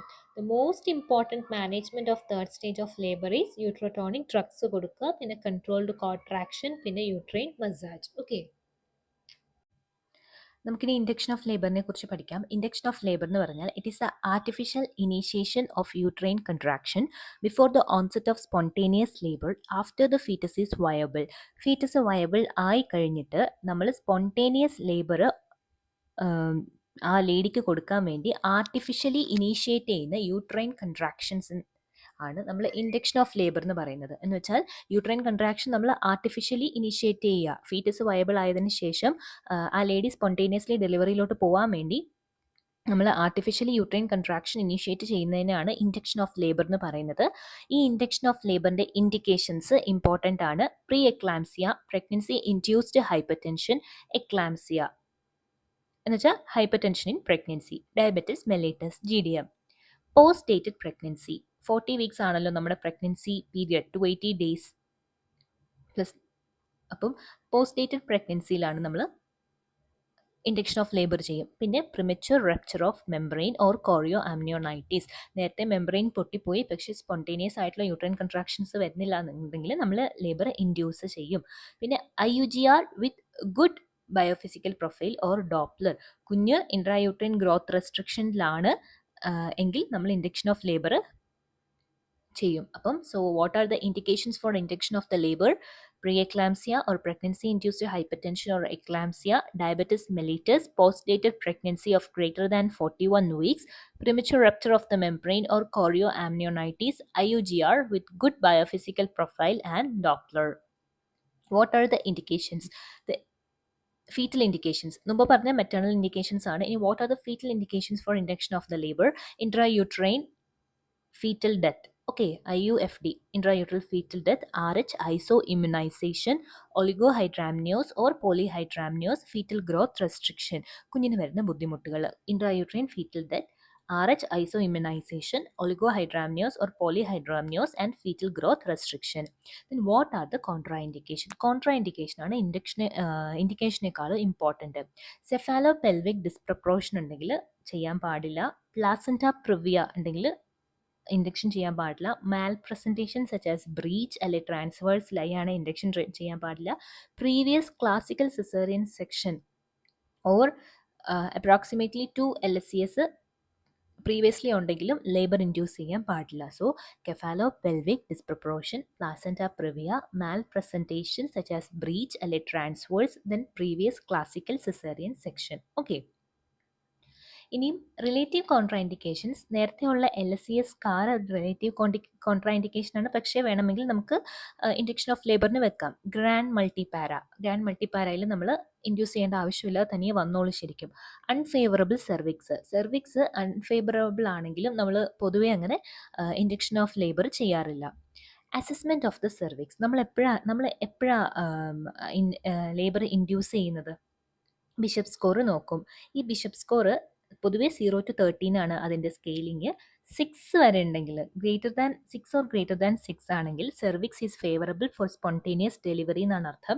ഇഫ് ലെസ് ദാൻ 6 ആണ്, cervix is not favourable for spontaneous delivery. അപ്പം നമ്മൾ കുറച്ച് ഫാക്ടേഴ്സ് വെച്ച് ബിഷപ്പ് സ്കോർ കാൽക്കുലേറ്റ് ചെയ്യും.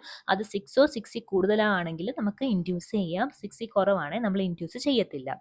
ഇനി what are the methods of induction of labour? Mechanical methods ഉണ്ട്. മെക്കാനിക്കൽ മെത്തേഡ്സിൽ മെംബ്രെയിൻ സ്ട്രിപ്പിങ്, നമ്മൾ ഫിംഗർ ഇട്ടിട്ട് ആ സെർവിക്സിനകത്തൂടെ ഫിംഗർ ഇട്ടിട്ട് മൊത്തത്തിൽ ഒന്ന് റൊട്ടേറ്റ് ചെയ്ത് കൊടുക്കുന്നത് കണ്ടിട്ടില്ലേ? അതാണ് membrane stripping. Artificial rupture of membrane, നമ്മൾ കോക്സിയസ് ഫോർസെപ്സ് വെച്ചിട്ട് നമ്മൾ മെമ്പറൈൻ മുറിച്ചു വിടത്തില്ലേ, അതാണ് ആർട്ടിഫിഷ്യൽ റപ്ചർ ഓഫ് മെമ്പറൈൻ. പിന്നെ നമുക്ക് ഫോളിക് കത്തീറ്റർ അല്ലെ ബലൂൺ കത്തീറ്റർ ഇട്ട് ആ കത്തീറ്റർ പോകുമ്പോൾ തന്നെ മെമ്പറൈൻ ഒന്ന് റപ്ചേർഡ് ആയി പോകും. ഓക്കെ. ഇനിയും ഫാർമക്കോളജിക്കൽ മെത്തേഡ്സ്, നമ്മൾ ഫാർമക്കോളജിക്കൽ മെത്തേഡ്സ് ആണ് കുറച്ചുകൂടി കോൺസെൻട്രേറ്റ് ചെയ്യുന്നത് എക്സാം പോയിന്റ് ഓഫ് വ്യൂവിൽ. ഓക്സിറ്റോസിൻ ഇൻഫ്യൂഷൻ, പ്രോസ്റ്റാഗ്ലാൻഡിൻ E2 അതാണ് ചോദിക്കുന്നത്. ഈ prostaglandin F2 alpha carboprost E2 prostaglandin induction of labour ഇത് ചോദിക്കാറുണ്ട് കേട്ടോ. സോ ഓക്സിറ്റോസിൻ ഇൻഫ്യൂഷൻ കൊടുക്കാം ലേബർ ഇൻഡ്യൂസ് ചെയ്യാൻ വേണ്ടി. പ്രോസ്റ്റാഗ്ലാൻഡിൻ കൊടുക്കാം PGE2 എന്ന് വെച്ചാൽ ഡൈനോ പ്രോസ്റ്റോൺ ജെല്ല് അല്ലെങ്കിൽ ടാബ് കൊടുക്കാം PGE1 മിസോപ്രോസ്റ്റോൾ. അപ്പം ഏതൊക്കെ പ്രോസ്റ്റാഗ്ലാൻഡിലാണ് ലേബർ ഇൻഡ്യൂസ് ചെയ്യാൻ കൊടുക്കുന്നത്? PGE1 misoprostol, PGE2 dinoprostone gel. Okay. Then what are the complications of induction of labour? Labour induce ചെയ്താൽ എന്തൊക്കെ കോംപ്ലിക്കേഷൻസ് ഉണ്ടാവും? യൂട്രൈൻ ഹൈപ്പർ സ്റ്റിമുലേഷൻ ഉണ്ടാവും. നമ്മൾ യൂട്രൈൻ കൺട്രാക്ഷൻ ഉണ്ടാവാൻ വേണ്ടി കൊടുക്കുന്ന സാധനം യൂട്രൈൻ ഹൈപ്പർ സ്റ്റിമുലേഷൻ ഉണ്ടാവും. പിന്നെ എന്താ, യൂട്രസ് എപ്പോഴെപ്പോഴും കൺട്രാക്ട് ചെയ്തുകൊണ്ടിരുന്ന ഫീറ്റസിന് എന്തോ പറ്റും, ഫീറ്റസിന് ഡിസ്ട്രെസ് ഉണ്ടാവും. എപ്പോഴെപ്പോഴും കൺട്രാക്ട് ചെയ്തുകൊണ്ടിരുന്ന യൂട്രസ് പൊട്ടിപ്പോവും, യൂട്രൈൻ റപ്ചർ ഉണ്ടാവും. എക്സ്പെഷ്യലി അതിനകത്തൊരു സ്കാർ ഉണ്ടെങ്കിൽ, പ്രീവിയസ് LSES ഒക്കെ കഴിഞ്ഞ ഒരാളെ നമ്മൾ ഇൻഡ്യൂസ് ചെയ്തുകൊണ്ടിരുന്നാൽ ആ സ്കാർ പൊട്ടിപ്പോവും. പിന്നെ ഫെയിൽഡ് ഇൻഡക്ഷൻ. ഓക്കെ, സ്വാഭാവികം ഇൻഡക്ഷൻ ഫെയിൽഡ് ആയിട്ട് വരാം. ഫെയിൽഡ് ഇൻഡക്ഷൻ എന്ന് പറഞ്ഞാൽ induction to achieve active labour after adequate use of method. നമ്മൾ എത്ര മെക്കാനിക്കൽ മെത്തേഡ്സും ഫാർമക്കോളജിക്കൽ മെത്തേഡ്സും ഒക്കെ നോക്കിയിട്ടും ആ ലേഡിക്ക് സ്പോണ്ടേനിയസ് ആയിട്ടുള്ളൊരു യൂട്രൈൻ കൺട്രാക്ഷൻസ് വരത്തില്ലെങ്കിൽ take the lady for caesarean section. Okay. എന്താണ് ഇൻഡക്ഷൻ ഓഫ് ലേബർ എന്ന് പറഞ്ഞാൽ? It is the artificial initiation of the contraction before the spontaneous onset after the foetus has achieved viability. Bishop score cut off for favourable cervix is 6 or greater than 6. Okay. Most common indication for induction of labor is post-dated pregnancy. കാരണം 41 weeks ഒക്കെ കഴിഞ്ഞ് വന്നാൽ പാടാം. അപ്പം most common indication എന്ന് പറയുന്നത് post-dated pregnancy ആണ്. Absolute contra indication is cephalopelvic disproportion, placenta previa, malpresentation like breech and transverse greater than or equal to 2 LSCS. കാരണം എന്താ, സ്കാർ വീക്ക് ആയിരിക്കും, സ്കാർ റപ്ചർ വരും, യൂട്രൈൻ റപ്ചർ വരും. Then the drugs used in induction of labor are oxytocin, prostaglandin E1 misoprostol, prostaglandin E2 dinoprostone gel. Okay, what are the mechanical methods? Stripping of the membrane, artificial rupture of the membrane, Foley's catheter or balloon catheter insertion. What is the complication most feared in scarred uterus? It is uterine rupture. ഇനി bishop score ഭയങ്കര important ആണ്. Bishop score ഏകദേശമുള്ള എല്ലാ ക്വസ്റ്റ്യൻസിലും ചോദിക്കാറുണ്ട്. അപ്പം bishop സ്കോറിൻ്റെ നമുക്ക് എങ്ങനെ ഇത് ഒരു നിമോണിക് ഉണ്ടാക്കാം? DCP എൽദോ ഇൻ സ്റ്റേഷൻ എന്ന് ആലോചിക്കുക. D dilatation, E effacement. Okay.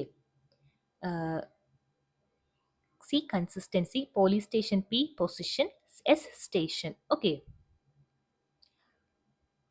DCP എൽദോ ഇൻ സ്റ്റേഷൻ എന്ന് ആലോചിക്കുക. അതിൽ D എന്ന് പറയുമ്പോൾ ഡൈലറ്റേഷൻ, C എന്ന് പറയുമ്പം കൺസിസ്റ്റൻസി, P എന്ന് പറയുമ്പം പൊസിഷൻ, E എന്ന് പറയുമ്പം എഫേസ്മെന്റ്, S എന്ന് പറയുമ്പം station. Okay. DCP Eldho, D ഡൈലറ്റേഷൻ, C consistency, P position, Eldho E effacement, S station. Okay.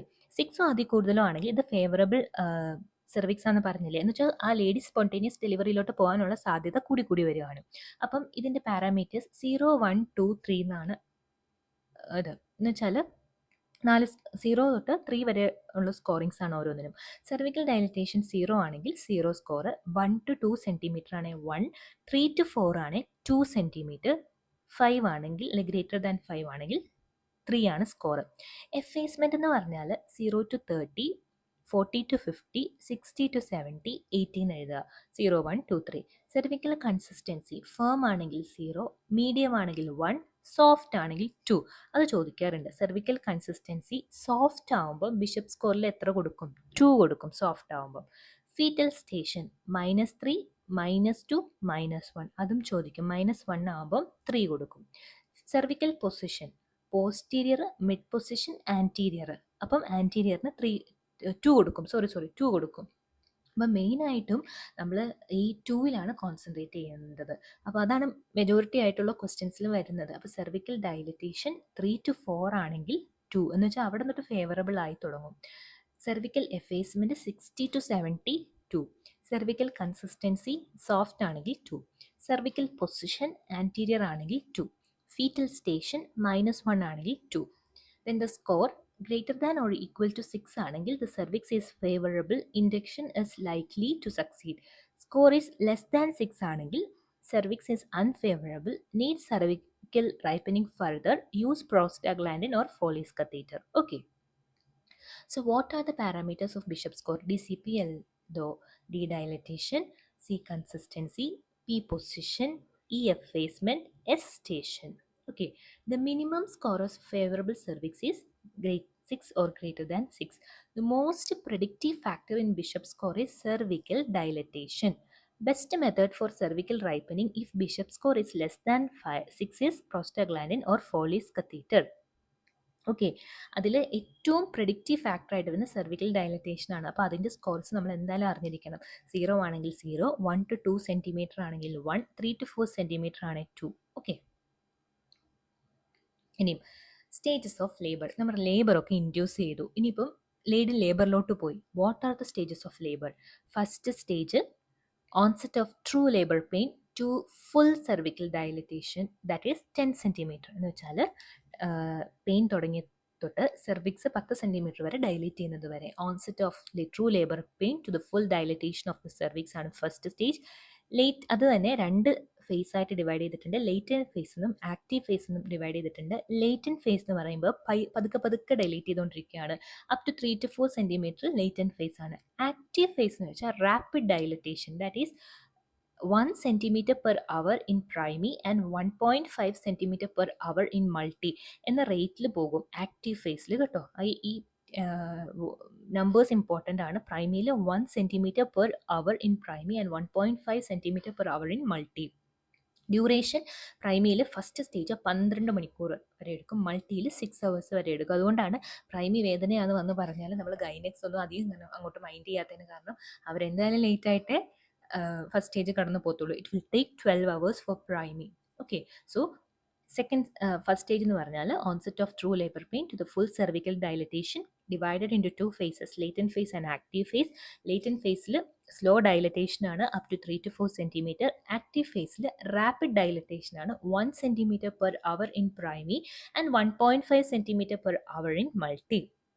Duration പ്രൈമിയിൽ 12 hours, മൾട്ടിയിൽ 6 hours. ഓക്കെ, ഇനിയും സെർവിക്സ് ഡയലേറ്റ് ചെയ്തു. സെക്കൻഡ് സ്റ്റേജ് എന്താണ്? Full cervical dilatation to the delivery of the baby ആണ് സെക്കൻഡ് stage എന്ന് പറയുന്നത്. അതിൽ ഡ്യൂറേഷൻ പ്രൈമിയിൽ 2 hour വരെ എടുക്കാം, മൾട്ടിയിൽ it will be up to 1 hour. ഇപ്പം എപ്പിഡ്യൂറിലൊക്കെ കൊടുത്താൽ കുറച്ച് നേരം കൂടി സമയം എടുക്കും കേട്ടോ. അതാണ് പ്രശ്നം. ഇപ്പോൾ എപ്പിഡ്യൂറിൽ എന്താ ഈ സെക്കൻഡ് സ്റ്റേജ് കുറച്ച് പ്രൊലോങ്ഡ് ആയിട്ട് നിൽക്കും. അതുകൊണ്ടാണ് നമ്മൾ എപ്പിഡ്യൂറിൽ എടുക്കാതെ സ്പോണ്ടേനിയസ് ഡെലിവറി പറയുന്നത്. So full dilatation to the delivery of the baby, അത് പ്രൈമിയിൽ it will take up to 2 hours and മൾട്ടിയിൽ it will take up to 1 hour and it is divided into propulsive, that is descent, and expulsive, it is delivery. ആദ്യം കുഞ്ഞ് descend ചെയ്യും, പിന്നെ delivery ഉണ്ടാവും. Third stage എന്ന് പറഞ്ഞാൽ delivery of the baby to the expulsion of placenta and membranes. ഇപ്പോൾ കുട്ടി പുറത്തു വന്നു, അപ്പോൾ തേർഡ് സ്റ്റേജ് എന്തുവാ? ഇനി ബേബിനെ ഡെലിവറി ചെയ്ത് കഴിഞ്ഞാൽ ആര് പുറത്തു വരണം? പ്ലാസൻ്റയും മെംബ്രെയിൻസും പുറത്തു വരണം. അതാണ് expansion of the placenta and membrane. Normal duration, നമ്മൾ കുഞ്ഞ് ഡെലിവറി ചെയ്ത് കഴിഞ്ഞാൽ 5 to 15 minutes പ്ലാസൻ്റ പുറത്തു വരണം. So the normal duration of third stage of labour is 5 to 15 minutes and it is managed actively. ഈ തേർഡ് സ്റ്റേജ് ഓഫ് ലേബർ നമ്മൾ ആക്റ്റീവായിട്ട് manage ചെയ്യണം. എന്താ, ഈ സ്റ്റേജിൽ പോസ്റ്റ്മോർട്ടം ഹെമറേജ് ഉണ്ടാകാനുള്ള സാധ്യതയുണ്ട്. അതുകൊണ്ട് തന്നെ കുഞ്ഞ് വന്നു കഴിഞ്ഞാൽ 5 to 15 minutes പ്ലാസൻ്റ വരണം. വന്നില്ലെങ്കിൽ നമ്മൾ കുഞ്ഞ് വന്നു കഴിയുമ്പോൾ തന്നെ നമ്മൾ active management of third stage of labour കൊടുക്കണം ശരിക്കും. ഇനി ഫോർത്ത് സ്റ്റേജ് എന്ന് പറഞ്ഞാൽ ഫസ്റ്റ്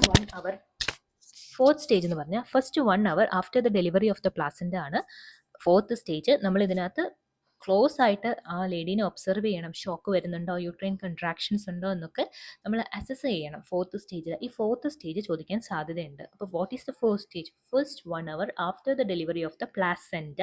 പ്ലാസൻ്റ ഡെലിവറി ചെയ്ത് കഴിഞ്ഞുള്ള 1 മണിക്കൂറാണ്. കുഞ്ഞ് ഡെലിവറി ചെയ്ത് കഴിഞ്ഞുള്ള 1 മണിക്കൂറല്ല, പ്ലാസൻ്റ ഡെലിവറി ചെയ്ത് കഴിഞ്ഞുള്ള 1 മണിക്കൂറിനെയാണ് നമ്മൾ ഫോർത്ത് സ്റ്റേജ് ഓഫ് ലേബർ എന്ന് പറയുന്നത്. നമ്മളിവിടെ ക്ലോസ് ഒബ്സർവേഷൻ കൊടുക്കണം. PPH വരുന്നുണ്ടോ, ഷോക്ക് വരുന്നുണ്ടോ, യൂട്രൈൻ കൺട്രാക്ഷൻസ് വരുന്നുണ്ടോ എന്ന് ക്ലോസ് മോണിറ്ററിങ് ചെയ്യുന്നതിനെയാണ് ഫോർത്ത് സ്റ്റേജ് എന്ന് പറയുന്നത്. സോ ലേബറിന് എത്ര സ്റ്റേജസ് ഉണ്ട്? 4 സ്റ്റേജസ് ഉണ്ട്. ഫസ്റ്റ് സ്റ്റേജ് എന്താണ്? Onset of true labour pain 2 full dilatation of the cervix, that is 10 centimeter, divided into latent and active phase. അതിൽ latent phase സ്ലോ ഡൈലറ്റേഷൻ ആണ് 3 to 4 centimeter. Active ഫേസിൽ rapid dilatation ആണ് 1 centimeter per hour in primi, 1.5 centimeter per hour in multi. Duration പ്രൈമിയിൽ 12 hour വരെ നിൽക്കും, മൾട്ടിയിൽ 6 hour വരെ നിൽക്കത്തുള്ളൂ. Second stage എന്ന് പറഞ്ഞാൽ full dilatation of the cervix to the delivery of the baby. പ്രൈമിയിൽ അത് 2 hours വരെ നിൽക്കും, മൾട്ടിയിൽ അത് 1 hour വരെ നിൽക്കത്തുള്ളൂ. It is divided into propulsive which is descent and expulsive which is delivery. Then third stage of labor, from delivery of the baby to the expulsion of placenta and membrane, normal duration 5 to 15 minutes ആണ്. And then fourth stage of the importance, observe ചെയ്യണം. എന്തിനാ? Postmortem ഹെമറേജോ ഷോക്കോ uterine കൺട്രാക്ഷൻസോ ഒക്കെ വരുന്നുണ്ടോയെന്ന് observe ചെയ്യുന്ന stage ആണ് fourth stage. Fourth stage എന്ന് പറഞ്ഞാൽ 1 hour after the delivery of the placenta. ഇനി നമുക്ക് ആള് ഡെലിവറി ചെയ്തു, ഇനി പോസ്റ്റ്മോർട്ടം ഹെമറേജിനെ കുറിച്ച് പഠിക്കാം. ഭയങ്കര ഇമ്പോർട്ടൻ്റ് ആണ്. ഒരു ക്വസ്റ്റ്യൻ എന്തായാലും പോസ്റ്റ്മോർട്ടം ഹെമറേജിൽ നിന്നുണ്ടാവും. ബ്ലഡ് ലോസ് ഓഫ്, എന്താണ് definition? Blood loss of greater than 500 ml after the vaginal delivery or 1000 ml after the caesarean section. Any blood loss causing hemodynamic instability is also postpartum hemorrhage. Normal delivery കഴിഞ്ഞ് 500 ml കൂടുതൽ blood പോവുക, caesarean section കഴിഞ്ഞ് 1000 ml കൂടുതൽ ഒരു ലേഡിക്ക് blood പോകുന്നുണ്ടെങ്കിൽ അത് postmortem haemorrhage ആണ്. So the blood loss of greater than 500 ml after the vaginal delivery and greater than 1000 ml after the caesarean section ആണ് പോസ്റ്റ്മോർട്ടം ഹെമറേജ് എന്ന് പറയുന്നത്. What are the types of postmortem haemorrhage? Primary postmortem ഹെമറേജും ഉണ്ട്, secondary postmortem ഹെമറേജും ഉണ്ട്. Primary postmortem haemorrhage എന്ന് പറഞ്ഞാൽ delivery കഴിഞ്ഞ് 24 മണിക്കൂറിന് ഉള്ളിൽ വരുന്ന പോസ്റ്റ്മോർട്ടം ഹെമറേജ് ആണ് primary postmortem haemorrhage. Secondary postmortem haemorrhage എന്ന് പറഞ്ഞാൽ 24 hour to 12 weeks പോസ്റ്റ്മോർട്ടം. 3 മാസം വരെ അമ്മയ്ക്ക്, എന്ന് വെച്ചാൽ നമ്മളിപ്പോൾ ഡെലിവറി കഴിഞ്ഞ് ഡിസ്ചാർജ് ചെയ്ത് വിട്ടു, 24 hour to 12 weeks, 3 മാസം വരെ ആ അമ്മയ്ക്ക് എന്തെങ്കിലും ബ്ലീഡിങ് ഉണ്ടായാൽ, നമ്മൾ ഹെവി ബ്ലീഡിങ് ഉണ്ടായാൽ പോസ്റ്റ്മോർട്ടം ഹെമറേജ് ആണ് സസ്പെക്ട് ചെയ്യണം. Okay, so the primary PPH is within 24 hours of the delivery and secondary PPH is from 24 hours to 12 weeks postpartum. So what are the causes of postpartum hemorrhage? 4 T's എന്ന് ആലോചിക്കുക: tone, tissue, trauma, thrombin. Okay, എന്തൊക്കെയാണ് causes of postmortem haemorrhage? Tone, യൂട്രസിൻ്റെ tone തിരിച്ചു വരുന്നില്ല എന്നുണ്ടെങ്കിൽ അതാണ് uterine atony. Tissue, placenta delivery ചെയ്ത് കഴിഞ്ഞിട്ട് പ്ലാസൻ്റ ബിറ്റ്സ് ഒക്കെ നമ്മുടെ യൂട്രസിലുണ്ടെങ്കിൽ റിട്ടൈൻഡ് പ്ലാസൻ്റ അല്ലെങ്കിൽ റിട്ടൈൻഡ് മെമ്പറൈൻസ് ഉണ്ടെങ്കിലും പോസ്റ്റ്മോർട്ടം ഹെമറേജസ് ഉണ്ടാക്കാം. ആ 2 tissue, placenta tissue, membrane tissue. Trauma, genital tract laceration, കുഞ്ഞു വരുമ്പം എവിടെയെങ്കിലുമൊക്കെ നമുക്ക് അധികമായിട്ടുള്ള ലാസറേഷൻസ് ഉണ്ടായെങ്കിൽ പോസ്റ്റ്മോർട്ടം ഹെമറേജ് ഉണ്ടാകും. ത്രോംബിൻ, കൊയാഗുലേഷൻ ഡിസോർഡേഴ്സ് നമുക്ക് എന്തെങ്കിലും ഉണ്ടെങ്കിൽ postpartum hemorrhages ഉണ്ടാകും. So what are the T's for postpartum hemorrhage? Torn, it is the most common cause, that is uterine atony. Tissue, that is retained placenta or membrane. Trauma, genital tract lesions, and thrombin such as coagulation disorders. What are the risk factors for postpartum hemorrhage? നമ്മൾ distended ആയിട്ടുള്ള uterus, over distended uterus, for example polyhydramnios, multiple pregnancy ഒക്കെ ഉണ്ടെങ്കിൽ നമുക്ക് ആ അത്രയും uterus വലിഞ്ഞ് നിൽക്കുകയല്ലായിരുന്നു, അപ്പോൾ തിരിച്ച് ടോണിലോട്ട് വരാൻ അതിന് കുറച്ച് ബുദ്ധിമുട്ടുണ്ടാവില്ലേ? അതുകൊണ്ടാണ് ഓവർ ഡിസ്റ്റൻറ്റഡ് യൂട്രസിൽ PPH ഉണ്ടാവാനുള്ള റിസ്ക് ഉണ്ട്.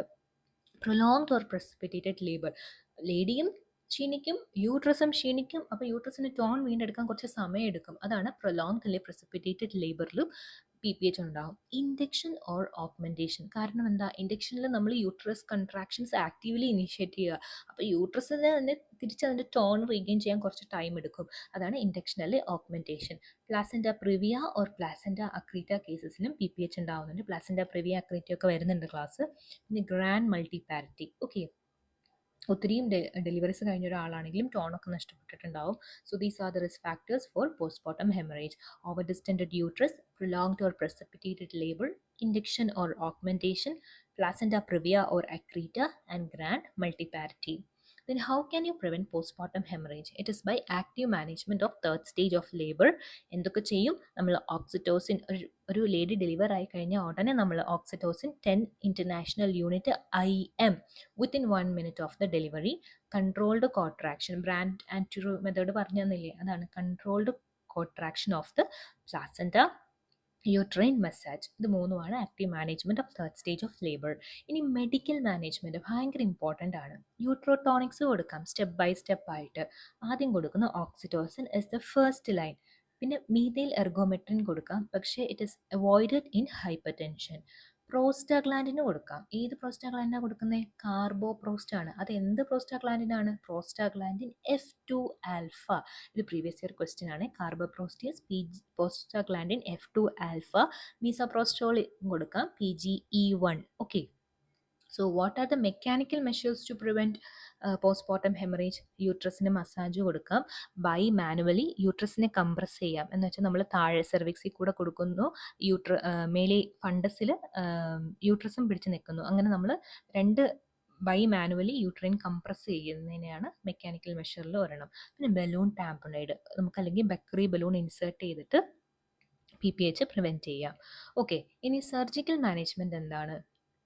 ലൈഗേഷൻ. ഇപ്പം ഹെവി ആയിട്ട് ബ്ലീഡ് ചെയ്തുകൊണ്ടിരിക്കുക, വേറെ ഒരു മെഷേഴ്സും പറ്റുന്നില്ല എന്നുണ്ടെങ്കിൽ നമ്മൾ എന്ത് കൊടുക്കും? ബ്ലീഡ് ചെയ്തിരിക്കുന്ന ആർട്ടറി പോയി ലൈഗേറ്റ് ചെയ്യണം. സോ സ്റ്റെപ്പ് വൈസ് ആണ് ഡിവാസ്കുലറൈസേഷൻ കൊടുക്കുന്നത്. ആദ്യം യൂട്രസിനാണല്ലോ പ്രശ്നം, യൂട്രൈൻ ആർട്ടറി ലൈഗേറ്റ് ചെയ്യും. പിന്നെ അടുത്ത ആരുണ്ട്? ഓവറി ഉണ്ട്. അപ്പോൾ ഓവേറിയൻ ആർട്ടറി ലൈഗേറ്റ് ചെയ്യും. മേളിൽ ആരുണ്ട്? ഇന്റേണൽ ഇലിയാക് ആർട്ടറി ഉണ്ട്. എന്നിട്ട് ഇന്റേണൽ ഇലിയാക് ആർട്ടറിയും ലൈഗേറ്റ് ചെയ്യും. So what are the arteries ligated? ആദ്യം യൂട്രൈൻ, പിന്നെ ഒവേറിയൻ, പിന്നെ ഇന്റേണൽ ഇലിയാക് ആർട്ടറി. ഓക്കെ. ഇനി അതും പിന്നെ നമുക്ക് കംപ്രഷൻ സ്യൂച്ചേഴ്സ് ഇടാം. ബീലിഞ്ച് സ്യൂച്ചേഴ്സ് ഒരു ഫിഗർ വരുന്നുണ്ട് കേട്ടോ. So B Lynch sutures are used in PPH as compression sutures. പിന്നെ ഒന്നും പറ്റുന്നില്ലെങ്കിൽ നമുക്ക് ഹിസ്റ്ററക്ടമി ചെയ്യാം. സോ സെക്കൻഡറി PPHന്റെ കോഴ്സസ്, സെക്കൻഡറി PPH എന്ന് പറഞ്ഞാൽ എന്താ? 24 hour to 12 weeks of postmortem വരുന്ന PPHനെയാണ് നമ്മൾ സെക്കൻഡറി PPH എന്ന് പറയുന്നത്. എന്തുകൊണ്ടാണ് വരുന്നത്? Retained bits of placenta or membrane, infection such as endometritis, subinvolution of the uterus. ഇതാണ് സെക്കൻഡറി PPHന്റെ courses. So definition of PPH എന്താണ്? greater than 500 ml of blood loss in vaginal delivery and greater than 1000 ml of blood loss in cesarean section. The most common cause of primary PPH is uterine atony. What are the 4 T's of postpartum hemorrhage? Torn uterine atony, tissue such as placenta or membranous tissue, trauma, genital tract laceration, thrombin, coagulation disorder. What is the drug of choice for prevention? It is oxytocin 10 International Unit IM and active management of third stage of labor. What are the contraindication of uterotonic drug methyl ergometrin? Hypertension, cardiac disease നമ്മൾ ഒരിക്കലും ergometrine കൊടുക്കാൻ പാടില്ല. Surgical method of postmortem haemorrhage control is B Lynch sutures. Balloon tamponade used in PPH is Bakri balloon. The causes of secondary PPH very important. Retained bits, infections and subinvolution of the uterus. ഇനി surgical management പറഞ്ഞു കഴിഞ്ഞല്ലോ. Step wise devascularisation, uterine artery, ovarian artery, internal iliac artery ലൈഗേഷനാണ്. പറ്റുന്നില്ലെങ്കിൽ hysterectomy ചെയ്യാൻ പറ്റും. Okay. The major vessel ligated if the uterine artery ligation fail ആണെങ്കിൽ internal iliac ആർട്ടറിയാണ് ഒരു മേജർ ആർട്ടറി നമ്മൾ ലൈഗേറ്റ് ചെയ്യുന്നത് കേട്ടോ. ഇതാണ് ബാക്രി ബലൂണ്. കണ്ടോ, ഇതാണ് ബാക്രി ബലൂണ്. ഇത് ബാക്രി ബലൂണ്. കണ്ടോ, ഒരു ബലൂണിനെ പോലെ ഇരിക്കുന്നത് കണ്ടോ. ഇനി ഇതാണ് ബീലിഞ്ച് സ്യൂച്ചേഴ്സ്. ഓക്കെ.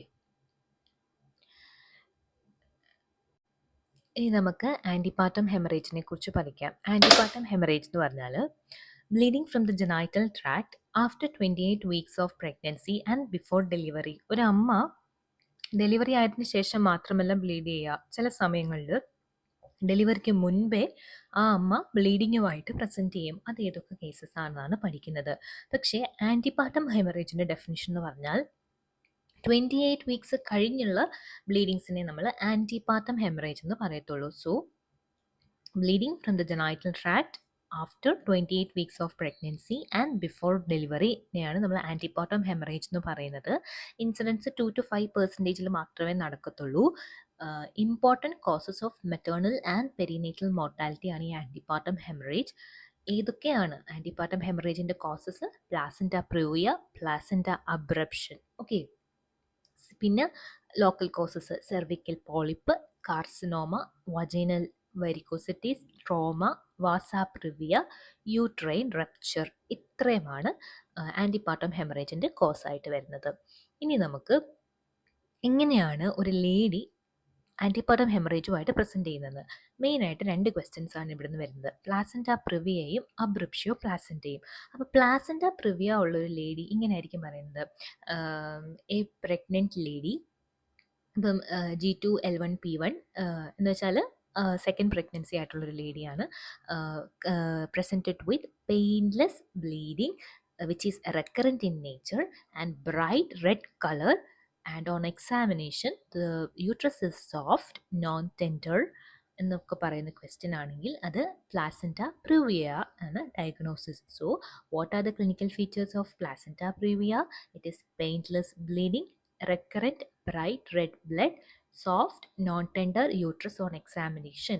ഒരു കോംപ്ലിക്കേഷൻ ആയിട്ട് വരുന്നത് ഈ പ്ലാസൻറ്റ പ്രിവിയ എന്ന് പറയുമ്പോൾ പ്ലാസൻറ്റ വേറെ ഏതെങ്കിലും പൊസിഷനിലായിരിക്കും. ഇത് കണ്ടോ, ആ ഓസിൽ വന്ന് അടഞ്ഞിരിക്കാം. നേരെ നമ്മൾ ഇരിക്കേണ്ട നോർമൽ പ്ലാസൻറ്റ കണ്ടോ മോളിൽ ഇരിക്കുകയാണ്. ഈ പ്ലാസൻറ്റ പ്രിവിയയിൽ ഇത് താഴെ വന്ന് നമ്മുടെ ഇൻറ്റേർണൽ ഓസിൻ്റെ അരികെ വരെ വരും. പിന്നെ ഇൻറ്റേർണൽ ഓസിലെ പകുതി കവർ ചെയ്യും, പിന്നെ ഫുള്ളി കവർ ചെയ്യും. ഇതാണ് പ്ലാസൻറ്റ പ്രിവിയ എന്ന് പറയുന്നത്. ഓക്കെ, അപ്പം ഈ പ്ലാസൻറ്റ പ്രിവിയയിൽ പെയിൻലെസ് ബ്ലീഡിങ് ആയിരിക്കും, റെക്കറൻറ്റ് ബ്ലീഡിങ് ഹിസ്റ്ററി ഉണ്ടാവും, ബ്രൈറ്റ് റെഡ് കളർ ബ്ലഡ് ആയിരിക്കും വരുന്നത്, സോഫ്റ്റ് നോൺ ടെൻഡർ യൂട്രസ് ആയിരിക്കും. പക്ഷേ അബ്രപ്ഷ്യോ പ്ലാസൻറ്റ എന്ന് പറയുമ്പോഴത്തേക്കിനും the lady will present with painful bleeding. Abruption എന്ന് പറഞ്ഞാൽ തന്നെ വലിയൊരു വാക്കല്ലേ, ഇങ്ങനെ ആലോചിച്ചാൽ മതി. ഭയങ്കര പെയിൻ ആയിരിക്കും bleeding. So it is painful bleeding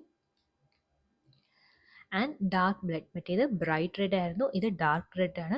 പക്ഷേ ഇതിൽ ഏറ്റവും ഡിഫറൻഷ്യേറ്റിംഗ് ഫീച്ചർ എന്ന് വെച്ചാൽ അബ്രപ്ഷൻ പെയിൻഫുൾ ആണല്ലോ. അപ്പം നമ്മൾ എക്സാമിൻ ചെയ്യുമ്പോഴത്തേക്കിനും ടെൻഡർ യൂട്രസ് ആയിരിക്കും.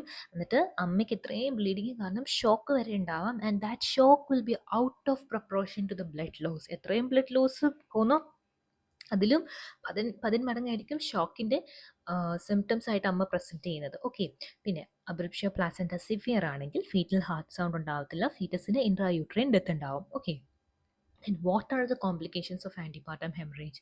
The mother will have shock, postpartum hemorrhage, sepsis ഉണ്ടാവും, disseminated intravascular coagulation ഉണ്ടാവും. What are the fetal complications? Hypoxia, prematurity, intrauterine fetal death. ഇങ്ങനെയാണ്. ശരി, ഒരമ്മ നമ്മുടെ അടുത്ത് ഇത്രയും കംപ്ലയിൻസുമായിട്ട് വരികയാണ്. അങ്ങനെയുള്ള ഒരു ആൻറ്റിപാർട്ടം ഹെമറേജുമായിട്ട് വരുന്ന അമ്മയെ നമ്മൾ തീർച്ചയായിട്ടും അഡ്മിറ്റ് ചെയ്യണം. IV ലൈൻ സ്റ്റാർട്ട് ചെയ്യണം, ഫ്ലൂയിഡ്സ് കൊടുക്കണം, ബ്ലഡ് ഗ്രൂപ്പിങ്ങും ക്രോസ് മാച്ചിങ്ങും ചെയ്ത് വെക്കണം. കാരണം സിവിയർ ബ്ലീഡിംഗ് ആണ്, ബ്ലഡ് ട്രാൻസ്ഫ്യൂഷൻ കൊടുക്കണം. പിന്നെ അമ്മ ഷോക്കിലൊക്കെയാണ്, റെസിസ്റ്റേറ്റ് ചെയ്യണം, ഓക്സിജൻ തെറാപ്പി കൊടുക്കണം, വൈറ്റൽസ് അമ്മയുടെ മോണിറ്റർ ചെയ്യണം, യൂറിൻ ഔട്ട്പുട്ട് നോക്കണം, ഫീറ്റൽസിന് ഹാർട്ട് സൗണ്ട് ഉണ്ടോ എന്ന് നോക്കണം. കൊയാഗുലോപ്പതി, ഈ ഡിസെമിനേറ്റഡ് ഇൻട്രാവാസ്കുലർ കൊയാഗുലേഷൻ അങ്ങനെ എന്തെങ്കിലും കംപ്ലയിൻസ് ഉണ്ടെങ്കിൽ ആ കൊയാഗുലോപ്പതി നമ്മൾ കറക്റ്റ് ചെയ്യണം. ഇനിയും എന്താണ് നമ്മൾ ഇൻവെസ്റ്റിഗേഷൻ ചെയ്യാൻ പോകുന്നത്? ട്രാൻസ്വജൈനൽ അൾട്രാസോണോഗ്രഫി ആണ് പ്ലാസൻറ്റ പ്രിവിയയ്ക്ക് നല്ലത്. കാരണം പ്ലാസൻറ്റ ലോ ലയിങ് പ്ലാസൻറ്റ ആണല്ലോ പ്ലാസൻറ്റ പ്രിവിയ. അപ്പോൾ നമ്മൾ അബ്ഡോമിനിൽ കൂടെ ചെയ്താൽ നമുക്ക് അങ്ങനെ കാണാൻ പറ്റത്തില്ല. അപ്പം നമ്മൾ ഈ placenta praevia low lying placenta praevia ആയതുകൊണ്ട് നമ്മൾ താഴെ ട്രാൻസ്വജൈനൽ വജൈനയ്ക്കകത്തൂടെ UST ചെയ്യുന്നതാണ് കുറച്ചുകൂടെ ബെറ്റർ, ട്രാൻസ്വജൈനൽ അൾട്രാസോണോഗ്രഫി. ഓക്കെ, ഇനിയും എങ്ങനെ മാനേജ് ചെയ്യാം?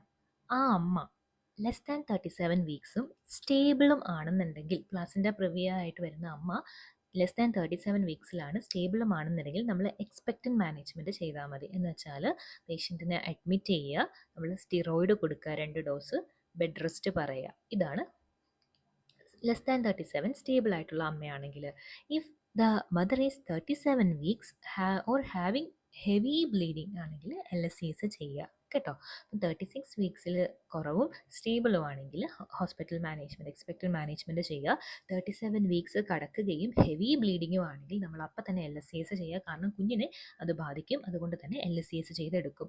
ഓക്കെ, പിന്നെ നമ്മൾ പ്ലാസൻറ്റ പ്രിവിയയ്ക്ക് നമുക്ക് വേണമെങ്കിൽ വജിനൽ ഡെലിവറിക്ക് വെക്കാം. പക്ഷേ ലോ ലയിങ് പ്ലാസൻറ്റ ആയിരിക്കണം. ആ ഇൻറ്റേർണൽ ഓസിനെ കംപ്ലീറ്റ്ലി കവർ ചെയ്യുന്ന പ്ലാസൻറ്റ ആയിരിക്കും. ലോ ലയിങ് പ്ലാസൻറ്റയും മിനിമൽ ബ്ലീഡിങ്ങും ആണെങ്കിൽ നമുക്ക് വേണമെന്നുണ്ടെങ്കിൽ വജിനൽ ഡെലിവറിക്ക് വെക്കാം. പക്ഷേ 37 വീക്സ് കടക്കുകയും ഹെവി ബ്ലീഡിങ്ങും ആണെങ്കിൽ തീർച്ചയായിട്ടും നമ്മൾ LSCSലോട്ട് പോകണം. ഓക്കെ, ഇനിയും അബ്രപ്ഷ്യോ പ്ലാസൻ്റ ആണെങ്കിൽ മദറിനെ സ്റ്റെബിലൈസ് ചെയ്യുക, IV ഫ്ലൂയിഡ് കൊടുക്കുക, ഓക്സിജൻ കൊടുക്കുക. ഫീറ്റസ് ലൈവും ടേമും എത്തിയിട്ടുണ്ടെങ്കിൽ ഇമ്മീഡിയറ്റ് ഡെലിവറി, ഒന്ന് ഇൻഡക്ഷൻ ചെയ്യാം അല്ലെങ്കിൽ CS ചെയ്യാം, രണ്ടും പറ്റും. എന്നുവെച്ചാൽ അബ്രപ്ഷ്യോ പ്ലാസൻ്റ ഇത്രയും വലിയ സംഭവമാണെങ്കിൽ പോലും നമുക്ക് ഇൻഡക്ഷൻ വെക്കാൻ പറ്റും കേട്ടോ. അതാണ് ഇവിടെ ഒരു പോയിന്റ്. ഫീറ്റസ് എലൈവ് ആണ്, ടേം ആണെന്നുണ്ടെങ്കിൽ അമ്മയുടെയും കുഞ്ഞിൻ്റെയും കണ്ടീഷൻ അനുസരിച്ച് നമുക്ക് ഒന്നി വജൈനൽ ഡെലിവറിക്ക് വേണ്ടി ഇൻഡ്യൂസ് ചെയ്യാം, അല്ലെങ്കിൽ CS ചെയ്യാം. പക്ഷേ ഫീറ്റസ് ഡെത്ത് ആണെന്നുണ്ടെങ്കിൽ നമ്മൾ ഇൻഡ്യൂസ് ചെയ്ത് കുഞ്ഞിനെ പുറത്തെടുക്കുക ചെയ്യുന്നത്. Induction of the labour by ARM and oxytocin. Okay. പിന്നെ അബ്രപ്ഷനിൽ ശ്രദ്ധിക്കേണ്ടത്, അമ്മ DICU ആയിട്ട് പ്രസൻറ്റ് ചെയ്യുന്നുണ്ടെങ്കിൽ ആദ്യം അമ്മയുടെ ഹെൽത്ത് നോക്കുക, DIC കറക്റ്റ് ചെയ്യുക. Okay. Then what are the secondary causes of antepartum haemorrhage? അത് ലോക്കൽ കോസസ് ആയിരിക്കും. ഈ cervical polyp, CA cervix, vaginal trauma. Okay. So what is the definition of antepartum hemorrhage? It is the bleeding after 28 weeks and before the delivery. What is the most common cause of antepartum hemorrhage? It is placenta previa. What is the classical feature of placenta previa? The lady will present with painless, recurrent, bright red bleeding. What is the classical feature of abruption?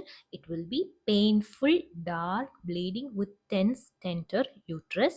The investigation of choice for placenta previa is transvaginal ultrasound. That if the fetus is alive and if there is heavy bleeding, the placenta previa management is by LSCS. Then for dead fetus in abruption, we can induce the labor. Maternal complication of abruption is disseminated intravascular coagulation. Okay. So അതൊരു overview ആയിരുന്നു. ഇനി നമുക്ക് placenta പ്രിവിയെക്കുറിച്ച് കുറച്ച് detailed ആയിട്ട് പഠിക്കാം.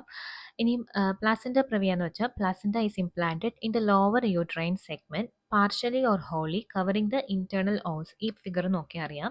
Internal ഓസിനെ പകുതിയായിട്ടോ ഫുള്ളായിട്ടോ കവർ ചെയ്യുന്ന ലോ ലൈങ് പ്ലാസൻ്റൈനെയാണ് നമ്മൾ പ്ലാസൻ്റ പ്രിവിയ എന്ന് പറയുന്നത്. 4 ടൈപ്സ് ഉണ്ട്. ടൈപ്പ് 1 എന്ന് പറഞ്ഞാൽ ലോ ലൈയിങ് എന്ന് വെച്ചാൽ ഇന്റേണൽ ഓസിൻ്റെ ഒരു 2 സെൻറ്റിമീറ്റർ മാറി ആണെങ്കിൽ അതിനെ നമ്മൾ ലോ ലൈങ് പ്ലാസൻ്റ അല്ലെങ്കിൽ ടൈപ്പ് 1 പ്ലാസൻ്റ എന്ന് പറയും. ഈ മാർജിനൽ പ്ലാസൻ്റ എന്ന് പറഞ്ഞാൽ ആ ഇന്റേണൽ ഓസിൻ്റെ മാർജിൻ വരെ എത്തുന്നതാണ് മാർജിനൽ പ്ലാസൻ്റ. ടൈപ്പ് 3 എന്ന് പറഞ്ഞാൽ പാർഷ്യലി കവർ ചെയ്യുന്നതാണ് ടൈപ്പ് 3 പ്ലാസൻ്റ പ്രിവിയ. ടൈപ്പ് 4 എന്ന് പറഞ്ഞാൽ കംപ്ലീറ്റ്ലി കവർ ചെയ്യുന്നതാണ് type 4 placenta praevia. What are the risk factors? ആർക്കാണ് കൂടുതലായിട്ടും പ്ലാസൻ്റ പ്രിവിയ വരാനുള്ള ചാൻസസ് ഉള്ളത്? പ്രീവിയസ് ആയിട്ട് LSCS നടന്നവരിൽ, multiparity, previous placenta previa history, multiple pregnancy, uterine curettage or adhesions and smoking. ഇത്രയും ആൾക്കാരിലാണ് പ്ലാസൻ്റ പ്രിവിയ റിസ്ക് ഉള്ളത്. ഇനി എന്താണ് clinical features? The lady will present with painless, recurrent, bright red antepartum haemorrhage, soft non tender uterus and malpresentations common ആയിരിക്കും. Diagnosis transvaginal ultrasonography ആണ്. ഒരിക്കലും PV ചെയ്യരുത്. Placenta previa suspect ചെയ്യുന്നുണ്ടെങ്കിൽ ഒരിക്കലും PV ചെയ്യരുത്, കാരണം ബ്ലീഡിങ് ഉണ്ടാവും.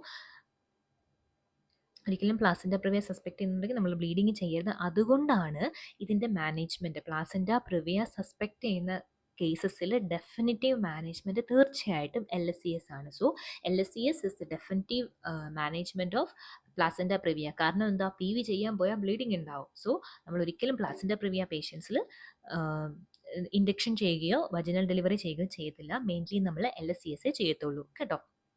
ഇനിയും ആ ലേഡി 36 വീക്സിന് താഴെയാണ്, 37 വീക്സിന് താഴെയാണ് വരുന്നതെങ്കിൽ ആദ്യം അഡ്മിറ്റ് ചെയ്യുക, റെസ്റ്റ് കൊടുക്കുക, ഒബ്സർവ് ചെയ്യുക, സ്റ്റിറോയിഡ്സ് കൊടുക്കുക. ആദ്യം എക്സ്പെക്റ്റൻ്റ്ലി അങ്ങനെ മാനേജ് ചെയ്യുക. വൺസ് ഷീ ക്രോസസ് 37 വീക്സ് നമുക്ക് LSCS ചെയ്യാൻ പറ്റും. ഓക്കെ. നമ്മൾ ഇൻഡ്യൂസ് ചെയ്യാൻ പാടില്ല, ആർട്ടിഫിഷ്യൽ റപ്ചർ ഓഫ് മെമ്പറൈൻ ചെയ്യാൻ പാടില്ല, വജൈനൽ എക്സാമിനേഷനും ചെയ്യാൻ പാടില്ല. പ്ലാസൻ്റ ഹൈ ആണെന്നുള്ള ഉറപ്പില്ലാണ്ട് ഒരു കാരണവശാലും ഇൻഡക്ഷനോ ARM വജൈനൽ എക്സാമിനേഷനോ ചെയ്യാൻ പാടില്ല. What are the complications? It can lead to massive antepartum haemorrhage, placenta accreta spectrum, then postmortem haemorrhage, preterm birth and IUGR. ഇത്രയും കോംപ്ലിക്കേഷൻസ് ഉണ്ടാവും. അബ്രപ്ഷ്യ പ്ലാസൻ്റ എന്ന് പറഞ്ഞാൽ ഡെലിവറിക്ക് മുൻപ് തന്നെ നമ്മുടെ പ്ലാസൻ്റ പ്രിമച്വർലി സെപ്പറേറ്റ് ചെയ്യുന്നതിനെയാണ് നമ്മൾ അബ്രപ്ഷ്യ പ്ലാസൻ്റ എന്ന് പറയുന്നത്. What is the definition? Premature separation of normally situated placenta after 20 weeks and before delivery. 20 ആഴ്ചയ്ക്ക് ശേഷവും ഡെലിവറിക്ക് മുൻപേയും ഇത് നമ്മൾ ഈ പ്ലാസൻറ്റ പ്രിമച്വർ ആയിട്ട് സെപ്പറേറ്റ് ചെയ്യാൻ തുടങ്ങുന്ന കണ്ടീഷനെയാണ് അബ്രപ്ഷ്യോ പ്ലാസൻറ്റ എന്ന് പറയുന്നത്. അത് റിവീൽഡ് ഉണ്ട്, കൺസീൽഡ് ഉണ്ട്, മിക്സഡ് ഉണ്ട്. റിവീൽഡ് എന്ന് പറഞ്ഞാൽ ലേഡി ബ്ലീഡിങ്ങുമായിട്ട് വരും. കൺസീൽഡ് എന്ന് പറഞ്ഞാൽ ബ്ലീഡിംഗ് ഒന്നും പുറത്ത് കാണത്തില്ല, അകത്ത് പക്ഷേ പ്ലാസൻറ്റ സെപ്പറേറ്റ് ചെയ്തുകൊണ്ടിരുന്നിട്ട് ബ്ലഡ് അവിടെ തന്നെ കളക്റ്റഡ് ആയിട്ട് നിൽക്കും. Okay, what are the risk factors? The risk factors R hypertension, pre eclampsia, previous abruption, trauma, sudden decompression, smoking, cocaine and thrombophilias. ഇതൊക്കെയാണ് risk factors. What are the clinical features? The patient will present with painful dark antepartum hemorrhage. On examination, the uterus will be tense, tender, woody hard. Fundal height will be greater than the gestational age. കാരണം എന്താ? Blood accumulate ചെയ്ത് യൂട്രസിൻ്റെ size വലുതായിരിക്കും. So fundal height will be greater than gestational age and there will be fetal distress or death in case of abruptio placenta. കാരണം placenta separate ചെയ്ത് വരികയാണ്. ആര് കൊടുക്കും ന്യൂട്രിയൻസും കാര്യങ്ങളും ഒക്കെ? ബേബിക്ക്. സോ ബേബിയും ഡെഡ് ആവാനുള്ള സാധ്യത കൂടുതലാണ് കേട്ടോ. So in clinically, the patient will present with pain, tender hypertonic uterus with antepartum hemorrhage. USD ചിലപ്പോൾ USD എടുക്കുമ്പോൾ നമുക്ക് കൺസീൽഡ് ബ്ലീഡിങ് കാണാൻ ചിലപ്പോൾ പറ്റിയെന്ന് വരത്തില്ല. Then the complications are covilar uterus, disseminated intravascular coagulation, consumptive coagulopathy, postpartum hemorrhage, renal failure, shock and fetal demise. Okay, management പേഷ്യൻറ്റിനെ stabilise ചെയ്യുക, IV ഫ്ലൂയിഡും ബ്ലഡും ഒക്കെ കൊടുത്ത് കൊയാഗുലോപ്പതി കറക്റ്റ് ചെയ്യുക. ആദ്യം നമ്മൾ അമ്മയ്ക്ക് പ്രിഫറൻസ് കൊടുക്കുക. DIC ഉണ്ടെങ്കിൽ ആദ്യം അമ്മയുടെ DIC കറക്റ്റ് ചെയ്യുക. പിന്നെ ഡെലിവറി ചെയ്യുക. ആസ് സൂൺ ആസ് പോസിബിൾ നമ്മൾ ഡെലിവറി ചെയ്യുക. ഫീറ്റസ് എലൈവും ടേമും ആണ് തീർച്ചയായിട്ടും LSCS വേണ്ടി എടുക്കുക. ഫീറ്റസ് ഡെഡാണ്, അമ്മ സ്റ്റേബിൾ ആണെന്നുണ്ടെങ്കിൽ ഇൻഡക്ഷൻ ചെയ്യുക കേട്ടോ. ഇനിയും മെക്കാനിസം ഓഫ് ലേബർ. എന്താണ് മെക്കാനിസം ഓഫ് ലേബർ എന്ന് പറഞ്ഞാൽ? It is A series of orderly adaptive movements of the fetal head and body to pass through the maternal pelvis during labor. നമ്മൾ delivery എന്നൊക്കെ ഇത്ര സിമ്പിൾ ആയിട്ട് പറഞ്ഞാലും കുറേ സ്റ്റെപ്സ് കഴിഞ്ഞിട്ട് മാത്രമേ ബേബി പുറത്തോട്ട് വരത്തുള്ളൂ. അപ്പം പ്രീ റിക്വസിറ്റ്സ് എന്തൊക്കെയാണ്? ഒരു നോർമൽ വജൈനൽ ഡെലിവറിക്ക് നമുക്ക് വെക്കണമെങ്കിൽ കുറച്ച് പ്രീ റിക്വസിറ്റ്സ് ഉണ്ട്. വെർട്ടെക്സ് പ്രസൻറ്റേഷൻ, ഹെഡ് ആയിരിക്കണം presentation. Occiput anterior position occipital anterior ആയിരിക്കണം. Adequate pelvis and normal foetal size ആയിരിക്കണം. അമ്മയ്ക്ക് ആഡിക്വേറ്റ് പെൽവസ് ഉണ്ടാവണം. ഇനി what are the mechanism of labour? ഇത് ഇമ്പോർട്ടൻ്റ് ആണ്. ഇതിൻ്റെ ഓർഡർ ചോദിക്കാറുണ്ട് പല എക്സാംസിനും കേട്ടോ. അതിനൊരു നിമോണിക് ആണ്. Every daring fetus is extremely ready every exam. Every daring fetus is extremely ready every exam. E. Engagement. D. Descent. F. Flexion. I. Internal rotation. E. Extension. R. Restitution. Then E. External rotation. Then E. Expulsion. ഇത്രയുമാണ് steps. Engage ചെയ്യും, engagement, കുട്ടി താഴോട്ട് വരും. Descent into the pelvis. അത് കഴിഞ്ഞിട്ട് എന്ത് കൊടുക്കും? കുഞ്ഞിൻ്റെ തല കുഞ്ഞ് ഫ്ലെക്സ് ചെയ്യും. അത് കഴിഞ്ഞിട്ട് പെൽവിസിലൊന്ന് ജസ്റ്റ് ഇൻറ്റേർണലി റൊട്ടേറ്റ് ചെയ്യും. പിന്നെ കുഞ്ഞ് ചെറുതായിട്ട് എക്സ്റ്റെൻഡ് ചെയ്യും. പിന്നെയും അത് കുറച്ചുകൂടെ ഡിഗ്രി റൊട്ടേറ്റ് ചെയ്യും. പിന്നെ പുറത്ത് വന്നിട്ട് ഒരു ഇച്ചിരി റൊട്ടേഷൻ ഉണ്ട്, എക്സ്റ്റേണൽ റൊട്ടേഷൻ. പിന്നെ എക്സ്പെൽ ചെയ്യും കുഞ്ഞ്. ഓക്കെ, ഇനി ഇതിൻ്റെ ഓരോന്നിൻ്റെയും ഡെഫിനിഷൻ പഠിച്ചിരിക്കണം. എൻഗേജ്മെൻ്റ് എന്ന് പറഞ്ഞാൽ കുട്ടിയുടെ ബൈപെറൈറ്റൽ ഡയമീറ്റർ, കുഞ്ഞിൻ്റെ ഫീറ്റൽ ഹെഡിലുള്ള പെറൈറ്റസ് തമ്മിലുള്ള ബൈപെറൈറ്റൽ ഡയമീറ്റർ എന്ന് വെച്ചാൽ 9.5 സെൻറ്റിമീറ്റർ ആദ്യമേ പെൽവിക് ഇൻലെറ്റിലോട്ട് വരും. ഫിഗർ കാണിച്ചു തരാതെ. ഈ പ്രൈമറി ഗ്രാവിഡയിൽ ലേബറിന് മുന്നേ തന്നെ കുഞ്ഞിന് എൻഗേജ്മെൻ്റ് ഉണ്ടാകും. പക്ഷേ മൾട്ടി ഗ്രാവിഡയിൽ ഏർലി ലേബർ സ്റ്റേജിൽ മാത്രമേ കുഞ്ഞ് എൻഗേജ് ചെയ്യത്തുള്ളൂ. ഓക്കെ, പ്രൈമറി ഗ്രാവിഡയിൽ ലേബറിന് മുൻപേ തന്നെ എൻഗേജ്മെൻറ്റ് ഉണ്ടാവും. മൾട്ടി ഗ്രാവിഡയിൽ ഏർലി ലേബറിലെ കുഞ്ഞിന് എൻഗേജ്മെൻറ്റ് വരത്തുള്ളൂ. ഇനി ഡിസെൻറ്റ് എന്ന് പറഞ്ഞാൽ downward movement due to uterine contraction. ആ ഹെഡിനെയും കുറച്ചുകൂടെ ഡൗൺ ആയിട്ട് മൂവ് ചെയ്യും. എന്തുകൊണ്ട്? യൂട്രൈൻ കോൺട്രാക്ഷൻസ് കൊണ്ട്. അപ്പോഴാണ് അമ്മയ്ക്ക് നമ്മൾ മുക്കണം എന്ന് പറയത്തില്ല, എന്ന് വെച്ചാൽ ബിയറിംഗ് ഡൗൺ എഫക്ട്സ് ഉണ്ടാവുന്നതും ആ സമയത്താണ് ഫീറ്റൽ ബോഡി സ്ട്രെയിറ്റ് ആവുന്നതും ഒക്കെ. ഓക്കെ, ഇനി ഫ്ലെക്ഷൻ. കുഞ്ഞെന്നെ അടുക്കും, ഹെഡ് ഒന്ന് ഫ്ലെക്സ് ചെയ്യും. അപ്പോൾ ഫ്ലെക്സ് ചെയ്യുമ്പം ഏത് ഡയമീറ്റർ വരും? നേരത്തെ ബൈപെറൈറ്റൽ ഡയമീറ്റർ ആണല്ലോ. ഫ്ലെക്ഷൻ്റെ സമയത്ത് sub occipito bregmatic, that is also 9.5 centimetre. Okay, പിന്നെ ഇൻറ്റേർണലി റൊട്ടേറ്റ് ചെയ്യും. ആ ഓക്സിപിറ്റ് ഒരു 45 to 90 ഡിഗ്രി റൊട്ടേറ്റ് ചെയ്തിട്ട് പ്യൂബിക് സിംഫൈസിന് താഴെ വന്ന് ഹെഡ് വെക്കും. ഇനി എക്സ്റ്റൻഷൻ എന്ന് പറഞ്ഞാൽ ഓക്സിപിട്ട് ചെറുതായിട്ടൊന്ന് പിവറ്റ് ചെയ്തിട്ട് ഹെഡ് എക്സ്റ്റൻഷൻ വഴി ഡെലിവർ ചെയ്യും. ഇനി റെസ്റ്റിറ്റ്യൂഷൻ എന്ന് പറഞ്ഞാൽ ആ ഹെഡ് നമ്മുടെ ഷോൾഡർ, ആ കുഞ്ഞിൻ്റെ ഷോൾഡറുമായിട്ടൊന്ന് റൊട്ടേറ്റ് ചെയ്യും 45 ഡിഗ്രി അപ്രോക്സിമേറ്റ്ലി. അപ്പോൾ കുഞ്ഞിൻ്റെ ഹെഡും ഷോൾഡറും എല്ലാം ഒരേ ലൈനിൽ വരണമല്ലോ. പിന്നെ എക്സ്റ്റേണൽ റൊട്ടേഷൻ, ഷോൾഡർ ഒരു AP ഡയമീറ്ററിലോട്ട് റൊട്ടേറ്റ് ചെയ്തിട്ട് ഹെഡും അതിന് കൂടെ പോകും. എക്സ്പൾഷൻ, ആൻറ്റീരിയർ ഷോൾഡർ പ്യൂബിക് സിംഫൈസിന് താഴെ വരും, posterior shoulder rest of the ബോഡിയും അങ്ങനെ ഡെലിവേർഡ് ആവും. ഇനി abnormality of mechanism of labour എന്തൊക്കെയാണ്? Persistent occipito posterior position, asynclitism എന്ന് പറഞ്ഞാൽ കുഞ്ഞിൻ്റെ സജിറ്റൽ സ്യൂച്ചർ എപ്പോഴും സേക്രത്തിൽ നിന്നും പ്യൂബിക് സിംഫൈസിസും ഇക്വൽ ഡിസ്റ്റൻസ് ആയിരിക്കും. അപ്പം അത് ഒന്നീ സേക്രസിലോട്ട് മൂവ് ചെയ്താലോ അല്ലെ പ്യൂബിക് സിംഫൈസിസിലോട്ടോ മൂവ് ചെയ്താലോ അതിന് നമുക്ക് ലേബറിന് ഒബ്സ്ട്രക്ഷൻ ഉണ്ടാവും. ഒബ്സ്ട്രക്റ്റഡ് ലേബറിൻ്റെ ഒരു ഫീച്ചറാണ് എസിൻക്ലിറ്റിസം. പിന്നെ അറസ്റ്റ് ഓഫ് ഡിസെൻറ്റ്, കുഞ്ഞ് താഴോട്ട് വരാനുള്ളൊരു വിമുഖത കാണിക്കും. പിന്നെ GDM പേഷ്യൻസിൽ ബേബി വെയിറ്റ് കൂടുതലായിരിക്കും, അതുകൊണ്ട് ഷോൾഡർ ഡിസ്റ്റേഷ്യ ഉണ്ടാകാനുള്ള ചാൻസസ് ഉള്ള കേസുകൾ. ഇതൊക്കെയാണ് abnormality in mechanism of labour. എങ്ങനെയാണ് നമ്മൾ ലേബർ മോണിറ്റർ ചെയ്യുന്നത്? പാർട്ടോഗ്രാഫ് വെക്കണം ഫോർ ഡിലേ ഇൻ ഡിസെൻറ്റ്, അല്ലെ റൊട്ടേഷൻ ആണെങ്കിൽ പാർട്ടോഗ്രാഫ് പ്ലോട്ട് ചെയ്യണം. Continuous tocography monitoring for fetal heart and contractions. ഇതാണ് ഫിഗർ. ആദ്യം ബേബി ഫ്ലോട്ടിങ്ങിന് എൻഗേജ്മെൻറ്റിന് മുന്നേ ജസ്റ്റ് ഒന്ന് ഫ്ലോട്ട് ചെയ്ത് കിടക്കും. പിന്നെ സെക്കൻഡ് ഫിഗർ കണ്ടോ, എൻഗേജ്മെൻറ്റ് കണ്ടോ, എന്ന് വെച്ചാൽ ബൈപ്പറേറ്റൽ ഡയമീറ്റർ പെൽവിക് ഇൻലെറ്റിലോട്ട് വന്നു. അത് കഴിയുമ്പോൾ കുഞ്ഞ് എന്ത് കൊടുക്കും? തലയൊന്ന് പതിയെ ഫ്ലെക്സ് ചെയ്യും. പിന്നെ എന്ത് കൊടുക്കും? ഇന്റേണലി റൊട്ടേറ്റ് ചെയ്യും. അത് കഴിയുമ്പോഴത്തേക്കിനും കംപ്ലീറ്റ് റൊട്ടേഷൻ കഴിയും, എക്സ്റ്റൻഷൻ ബിഗിൻ ചെയ്യും. എക്സ്റ്റൻഷൻ വഴി ഹെഡ് ഡെലിവർ ആവും, പിന്നെ ഹെഡും ഷോൾഡറും ഡെലിവറി, പിന്നെ ബാക്കി ബോഡി ഡെലിവറി. ഇതാണ് നമ്മുടെ മെക്കാനിസം ഓഫ് ലേബർ. ഓക്കെ, ഇനിയും എൻഗേജിങ് ഡയമീറ്റർ ചോദിച്ചിട്ടുണ്ട്, അതുകൊണ്ടാണ് ഈ ടേബിൾ ഇട്ടിരിക്കുന്നത്. നീറ്റ് PGക്കും ചോദിച്ചിട്ടുണ്ട്, അതുകൊണ്ടാണ് ഇങ്ങനെ അതിനൊരു ടേബിൾ ആക്കി ഇട്ടേക്കുന്നത്. ചിലപ്പോൾ ഇപ്പോൾ കേരള PCക്ക് ചോദിക്കാം, വേണേൽ ഇഗ്നോർ ചെയ്തിട്ട് പോവാം കേട്ടോ. സബോക്സിപിറ്റോ ബ്രഗ്മാറ്റിക് ഡയമീറ്റർ, നമ്മുടെ ഹെഡ് പല പ്രസൻറ്റേഷന് പല വെർട്ടെക്സുകളുണ്ട്, പല പൊസിഷൻസ് ഉണ്ട്. അപ്പോൾ ആദ്യം വെർട്ടെക്സ് പ്രസൻറ്റേഷൻ ആണെങ്കിൽ തല വന്നിരിക്കുകയാണെങ്കിൽ അത് രണ്ട് തരത്തിൽ വന്നിരിക്കാം. അത് ഫ്ലെക്ഷനിലും ആവാം, പാർഷ്യൽ ഫ്ലെക്ഷനിലും ആവാം. അപ്പം വെർട്ടെക്സ് പൊസിഷനിൽ ഫ്ലെക്സ്ഡ് ആണെങ്കിൽ, വെർട്ടെക്സ് ഫ്ലെക്സ്ഡ് പൊസിഷനിലാണ് സബോക്സിപിറ്റോ ബ്രഗ്മാറ്റിക് ആണ് എൻഗേജിങ് ഡയമീറ്റർ. ഓക്കെ, ഇനി വെർട്ടെക്സ് പ്രസൻറ്റേഷനിൽ പാർഷ്യൽ ഫ്ലെക്ഷൻ ആണെങ്കിൽ ഓക്സിപിറ്റോ ഫ്രോണ്ടലാണ് എൻഗേജിങ് ഡയമീറ്റർ. ഇനി ബ്രോ പ്രസൻറ്റേഷൻ ആണെങ്കിൽ നമ്മുടെ കണ്ണിൻ്റെ ഫോർഹെഡിൻ്റെ ആ ഭാഗമാണ് പ്രസൻറ്റേഷൻ ഉണ്ടെങ്കിൽ മെൻറ്റോ വെർട്ടിക്കലാണ് എൻഗേജിങ് ഡയമീറ്റർ. ഇതാണ് പ്രീവിയസ് നീറ്റ് ക്വസ്റ്റ്യനിൽ ചോദിക്കാറ്. ബ്രോ പ്രസൻറ്റേഷൻ ആണെങ്കിൽ മെൻറ്റോ വെർട്ടിക്കൽ, അത് എത്ര സെൻറ്റിമീറ്റർ ഉണ്ട്? 13.5 സെൻറ്റിമീറ്റർ ഉണ്ട്. ഇനി ഫേസ് പ്രസൻറ്റേഷൻ ആണെങ്കിൽ സബ്മെൻറ്റോ ബ്രഗ്മാറ്റിക് ആണ് engaging diameter, it is 9.5 centimetre. ഇനി ബ്രീച്ച് പ്രസൻറ്റേഷൻ ആണെങ്കിൽ ബൈട്രൊക്കാൻട്രിക് ഡയമീറ്റർ ആണ്, അത് 9.5 സെൻറ്റിമീറ്റർ. അപ്പം വെർട്ടെക്സ് പ്രസൻറ്റേഷൻ ഫ്ലെക്ഷനിലാണെങ്കിൽ suboccipito bregmatic 9.5 centimetre. Vertex position partial ഫ്ലെക്ഷനിലാണെങ്കിൽ occipito frontal 11 centimetre. Brow presentation ആണ് mento vertical it's 13.5 centimetre. Face presentation ആണെങ്കിൽ sub mento bregmatic which is 9.5 centimetre.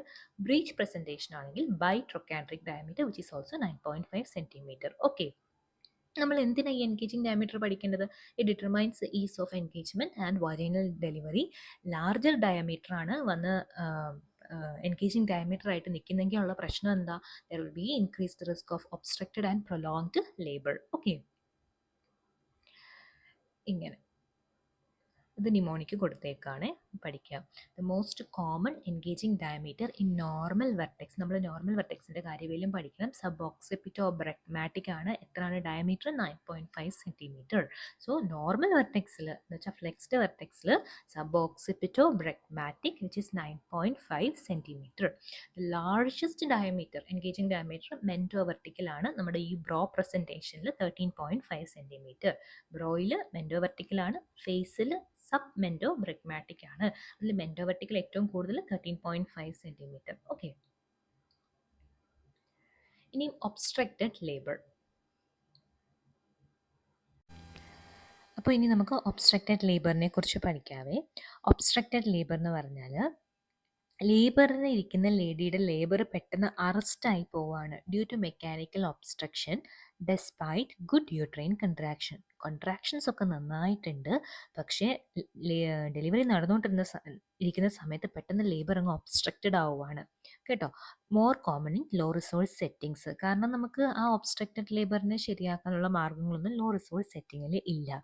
So obstructed labour is the major cos of maternal mortality. What are the causes of obstructed labour?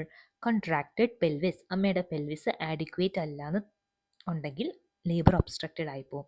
Pelvic deformities, അമ്മയ്ക്ക് നേരത്തെ റിക്കറ്റ്സോ ഒസ്റ്റിയോമലീഷ്യോ ട്രോമായോ ഒക്കെ കൊണ്ടുള്ള pelvic deformities ഉണ്ടെങ്കിലും labour obstructed ആവും. Tumours, അമ്മയുടെ യൂട്രസിൽ ഫൈബ്രോയിഡോ ovarian സിസ്റ്റോ ഒക്കെ ഉണ്ടെങ്കിലും labour obstructed ആവും. പിന്നെ what are the foetal factors causing obstructed labour?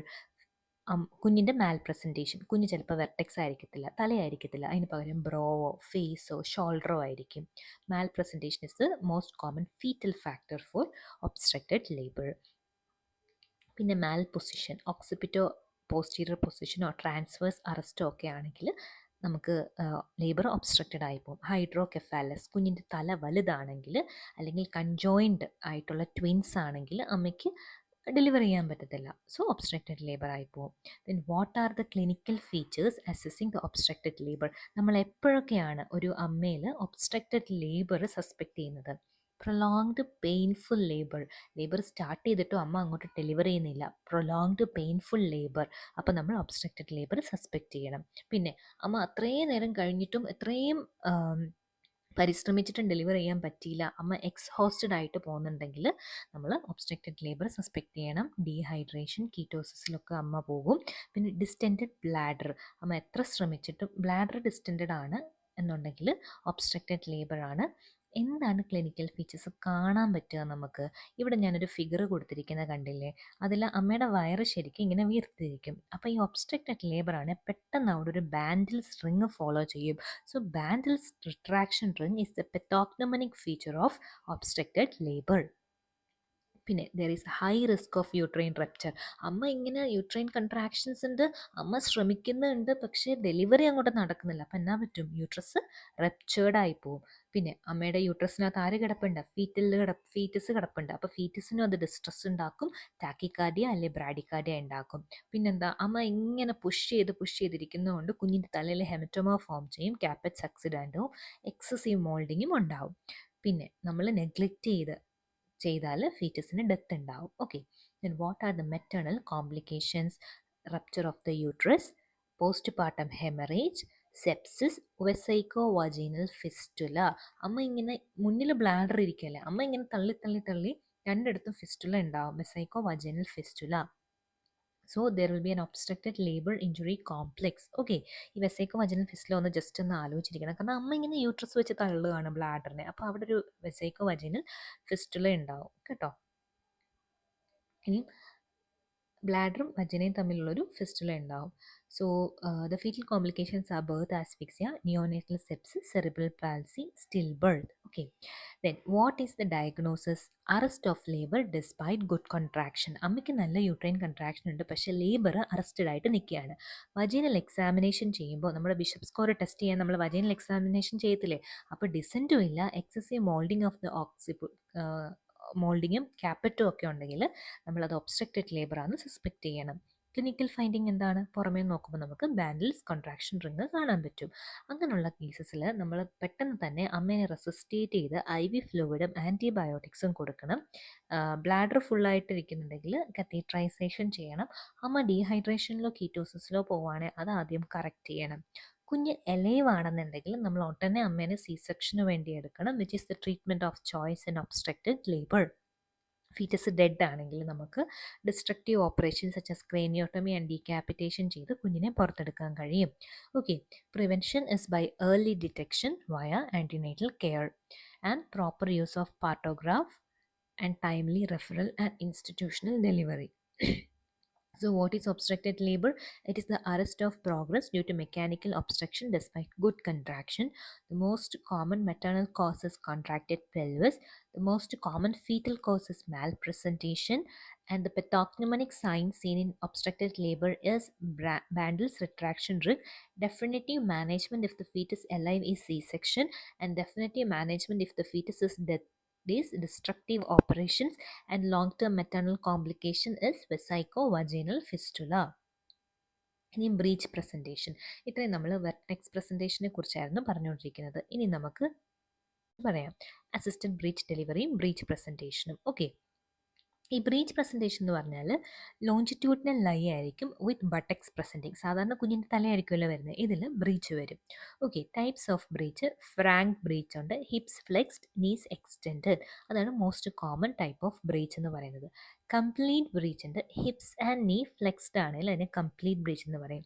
ഫൂട്ട്ലിംഗ് breech ഉണ്ട്, one or both the feet is presenting ആണെങ്കിൽ ഫൂട്ട്ലിംഗ് ബ്രീച്ച്.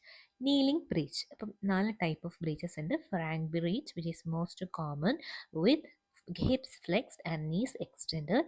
പിന്നെ complete breech, footling breech, kneeling breech. Okay, then ആൻറ്റിനേറ്റലിൽ എങ്ങനെ ഡയഗ്നോസ് ചെയ്യാം? നമ്മൾ ലിയോപോൾസ് പാൽപേഷ്യൻസിൽ head ballotable, head in fundus, hard ballotable head in fundus.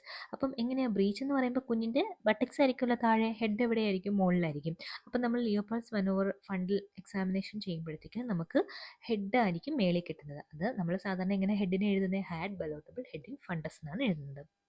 Fetal heart sound above the umbilicus ആയിരിക്കും. Normal കേസിൽ below the അംബലിക്കസ് ആണ് head presentation ആണെങ്കിൽ. പക്ഷേ ബ്രീച്ച് പ്രസൻറ്റേഷൻ ആകുമ്പം അംബലിക്കസിന് മുകളിലായിരിക്കും ഫീറ്റൽ ഹാർട്ട് സൗണ്ട് കേൾക്കുന്നത്. USG ആണ് ഫോർ കൺഫർമേഷൻ യൂസ് ചെയ്യുന്നത്. ഇൻട്രാപാർട്ടത്തിൽ നമ്മൾ PV ചെയ്യുമ്പോഴത്തേക്കിനും നമുക്ക് കിട്ടുന്നത് ആ കുഞ്ഞിൻ്റെ സേക്രവും ഇഷിയൽ ട്യൂബറോസിറ്റിയും ഏനസും ഫീറ്റും ഒക്കെ ആയിരിക്കും. Okay, methods of delivery elective LSCS ആണ് നമ്മൾ പറയുന്നത്. വജൈനൽ ബ്രീച്ച് ഡെലിവറി ചെയ്യാൻ പറ്റും, പക്ഷേ കുറച്ച് ക്രൈറ്റീരിയാസ് ഫുൾഫിൽ ചെയ്താൽ മാത്രമേ വജൈനൽ ബ്രീച്ച് ഡെലിവറി ചെയ്യാൻ പറ്റത്തുള്ളൂ. So what are the indications for vaginal breech delivery? ഒന്ന്, അത് ഫ്രാങ്ക് ബ്രീച്ചോ അല്ലെങ്കിൽ കംപ്ലീറ്റ് ബ്രീച്ചോ ആയിരിക്കണം. Estimated foetal weight should be less than 3.5 kilogram. അമ്മയുടെ പെൽവിസ് ആഡിക്വേറ്റ് ആയിരിക്കണം.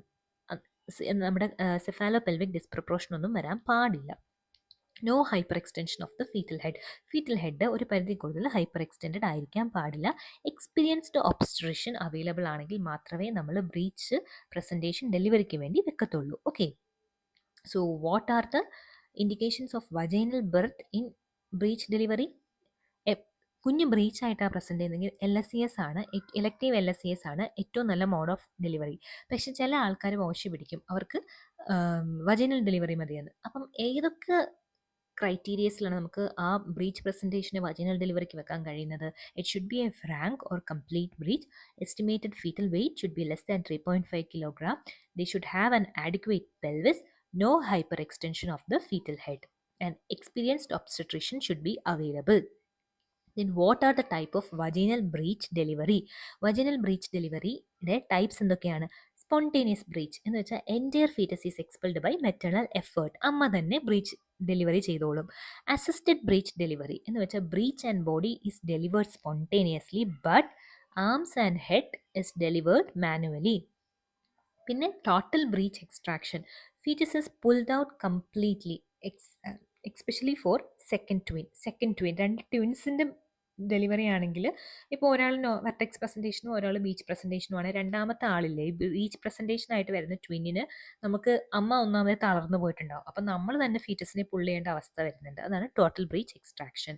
Then what are the steps in assisted breech delivery? Delivery up to the umbilicus ഒക്കെ spontaneously, കുഞ്ഞ് വരികയാണ്, ബ്രീച്ച് തൊട്ട് അംബിലിക്കസ് വരെ തനിയെ വന്നോളും. പിന്നെ പിന്നാർഡ്സ് മെനോവർ ഫോർ എക്സ്റ്റെൻഡഡ് ലെഗ്സ്. അപ്പോൾ ലെഗ്സ് എക്സ്റ്റെൻഡഡ് ആണെങ്കിൽ നമ്മൾ പിന്നാർഡ്സ് മെനോവർ ചെയ്യും. എക്സ്റ്റെൻഡഡ് ആംസ്, കുഞ്ഞിങ്ങനെ യേശുക്രിസ്തുവിനെ പോലെ കൈ വീശി നിൽക്കുകയാണെങ്കിൽ അമ്മയുടെ വജനയിൽ, അപ്പോൾ നമ്മൾ ലൗസെറ്റ് മെനോവർ ആണ് ചെയ്യുന്നത്. Delivery of after coming head, അതിൻ്റെ പ്രൊസീജിയറിൻ്റെ പേരാണ് Mauriceau Smellie Veit manoeuvre. And other methods are Burn Marshall technique and Piper's forceps. NEET PG ആണെങ്കിലും കേരള PSC ആണെങ്കിലും ബ്രീച്ച് ഡെലിവറിന്ന് ഒരു ക്വസ്റ്റ്യൻ വരാൻ സാധ്യതയുള്ളതാണ് കേട്ടോ. So Pinard's manoeuvre for extended legs. Pinard എന്ന് വെച്ചാൽ പിൻവശം എന്ന് വെച്ചാൽ ലെഗ്. ഓക്കെ, എക്സ്റ്റെൻഡഡ് ലെഗിന് വേണ്ടി പിന്നാർഡ്സ് മെനോവർ. ലൗസെറ്റ് മെനോവർ, നമ്മൾ ലവ് എങ്ങനെയാണ് കാണിക്കുന്നത്? ആംസ് എക്സ്റ്റെൻഡ് ചെയ്ത്. അപ്പോൾ Lovset manoeuvre is for extended arms. Delivery of the after coming head is by Mauriceau Smellie Veit manoeuvre. Then other methods are Burns Marshall technique and Piper's forceps. Okay, then what are the maternal complications in breech delivery?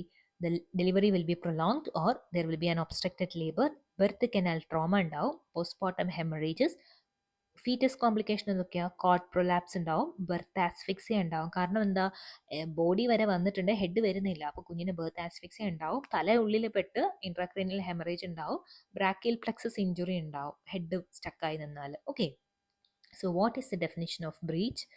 Breech buttocks is the presenting part. Okay, then most common type is frank breech. Figure നോക്കിയേ, Frank ബ്രീച്ചിൽ knees ഫ്ലെക്സ്ഡും hips എക്സ്റ്റെൻഡഡും ആണ്. Sorry, hips ഫ്ലെക്സ്ഡും knees എക്സ്റ്റെൻഡഡും ആണ്. Okay, definition of breech is buttocks is the presenting part. The most common type is frank breech. Frank ബ്രീച്ചിൽ കണ്ടോ, hip ഫ്ലെക്സ്ഡും നീ എക്സ്റ്റെൻഡഡും ആയിരിക്കും കേട്ടോ. Any types of breech delivery: spontaneous, assisted, or total extraction. What is the indication for total breech extraction? Second twin only. Maneuver for extended arms is Lausset maneuver. നമ്മൾ love കാണിക്കുന്നത് എങ്ങനെ? Hands, arms extend ചെയ്ത്. What is the manoeuvre for after coming head? It is Mauriceau Smellie Veit, MSV. MSV ആലോചിക്കുക, M മുഖം, okay, MSV മുഖം delivery ചെയ്യാൻ, അല്ലെ after coming head delivery ചെയ്യാൻ. Okay, forceps for after coming head used is Piper's forceps. അതിൻ്റെ ഫിഗറാണ് കാണിച്ചിരിക്കുന്നത്. Most common fetal complication is birth asphyxia. Okay, Pinard's manoeuvre കണ്ടോ, കാല് പിടിച്ച് വലിക്കുക. ഓക്കെ, ലൗസെറ്റ് മെനവർ കണ്ടോ, എക്സ്റ്റെൻഡഡ് ആംസിന് വേണ്ടിയിട്ട്. ഓക്കെ, ഇതാണ് മോറിസൽ സ്മെല്ലി വീറ്റ് ആഫ്റ്റർ കമ്മിങ് ഹെഡിന് വേണ്ടിയിട്ട്, കണ്ടോ. ഇനി vacuum extraction. Okay, assisted vaginal delivery using vacuum cup and suction to aid traction. It is known as vacuum extraction. നമ്മൾ കണ്ടിട്ടില്ലേ വാക്വം കപ്പ് വെച്ചിട്ട് കുഞ്ഞിനെ ഡെലിവറി ചെയ്യുന്നത്? Vacuum cup can be metallic or silastic. ഒരു connecting tube ഉണ്ട്, vacuum pump ഉണ്ട്, traction handle ഉണ്ട്. So vacuum പമ്പിൽ നമ്മൾ നെഗറ്റീവ് പ്രഷറാണ് കൊടുക്കുന്നത്, 0.8 kg/cm². നമ്മൾ വാക്വം ഡെലിവറി ചെയ്താൽ ഏറ്റവും കൂടുതലായിട്ട് സ്കാൽപ്പ് സ്വെല്ലിങ്സ് വരും. Okay, then what are the indications for instrumental delivery അല്ലെങ്കിൽ vacuum delivery? Prolonged second stage of labor, maternal exhaustion to cut the second stage of labor in cardiac disease, postpartum pregnancy induced hypertension, pulmonary disease. അപ്പം ഇതൊക്കെ വരുമ്പോഴത്തേക്കും നമ്മൾ vacuum വെച്ച് പെട്ടെന്ന് extract ചെയ്തങ്ങ് എടുക്കും, അമ്മയെ എക്സ്ഹോസ്റ്റഡ് ആവാൻ സമ്മതിക്കാതെ കേട്ടോ. What are the fetal indication? Fetal distress in second stage after coming head of the ബ്രീച്ചിലും നമ്മൾ വാക്വം വേണമെങ്കിൽ യൂസ് ചെയ്യാം, പക്ഷെ അത് റെയർ ആണ്. Then what are the prerequisite for vacuum extraction അല്ലെങ്കിൽ instrumental delivery? It's very very important. Fully dilated cervix, cervix 10 സെൻറ്റിമീറ്ററോളം dilated ആയിരിക്കണം. Ruptured membranes should be ruptured. Vertex presentation, engaged head, no CPD, adequate pelvis. So what are the prerequisites for vacuum delivery? Full dilated cervix, ruptured membrane, vertex presentation, engaged head, no cephalopelvic disproportion, adequate pelvis. Okay, then what are the contraindications? Okay, ഇൻഡിക്കേഷൻസും കോൺട്രാഇൻഡിക്കേഷൻസും ആണ് vacuum ഡെലിവറിയിൽ കൂടുതലായിട്ട് പഠിക്കേണ്ടത്. ഏതൊക്കെ കേസസിൽ നമ്മൾ vacuum extraction ചെയ്യത്തില്ല? Previous year Kerala PSC question. Face അല്ലെങ്കിൽ ബ്രീച്ച് പ്രസൻറ്റേഷൻ ആണ് ഒരിക്കലും വാക്വം യൂസ് ചെയ്യരുത്. കുഞ്ഞ് പ്രീടേം ആണെങ്കിൽ, ലെസ് ദാൻ 34 വീക്സ് ആണെങ്കിൽ വാക്വം യൂസ് ചെയ്യരുത്. സെഫാലോപെൽവിക് ഡിസ്പ്രൊപ്പോർഷൻ ഉണ്ടെങ്കിൽ വാക്വം യൂസ് ചെയ്ത്, അൺഎൻഗേജ്ഡ് ഹെഡ് ആണെങ്കിലും വാക്വം യൂസ് ചെയ്യരുത്. അപ്പോൾ എപ്പോഴൊക്കെയാണ് വാക്വം യൂസ് ചെയ്യേണ്ടാത്തത്? അല്ലെങ്കിൽ കോൺട്രാ ഇൻഡിക്കേഷൻ, ഫേസ് അല്ലെങ്കിൽ breech presentation, preterm of less than 34 weeks, cephalopelvic disproportion, unengaged head. ഇത്രയും കേസസിൽ നമ്മൾ വാക്വം ഇടാൻ പാടില്ല. ഓക്കെ, ദെൻ മെറ്റേണൽ കോംപ്ലിക്കേഷൻസ് എന്തൊക്കെയാണ്? നമ്മൾ വാക്വം ഇടുമ്പോഴത്തേക്കിന് അമ്മയുടെ ജെനൈറ്റൽ ഏരിയാസിൽ ഫുള്ള് ലാസറേഷൻസ് ഉണ്ടാവാം, അമ്മയ്ക്ക് പോസ്റ്റ് പാർട്ടം ഹെമറേജ് ഉണ്ടാവാം. കാരണം എന്താ? ട്രോമ ഉണ്ടാവുകയാണ്, പിന്നെ ഇൻഫെക്ഷൻ ഉണ്ടാവാം.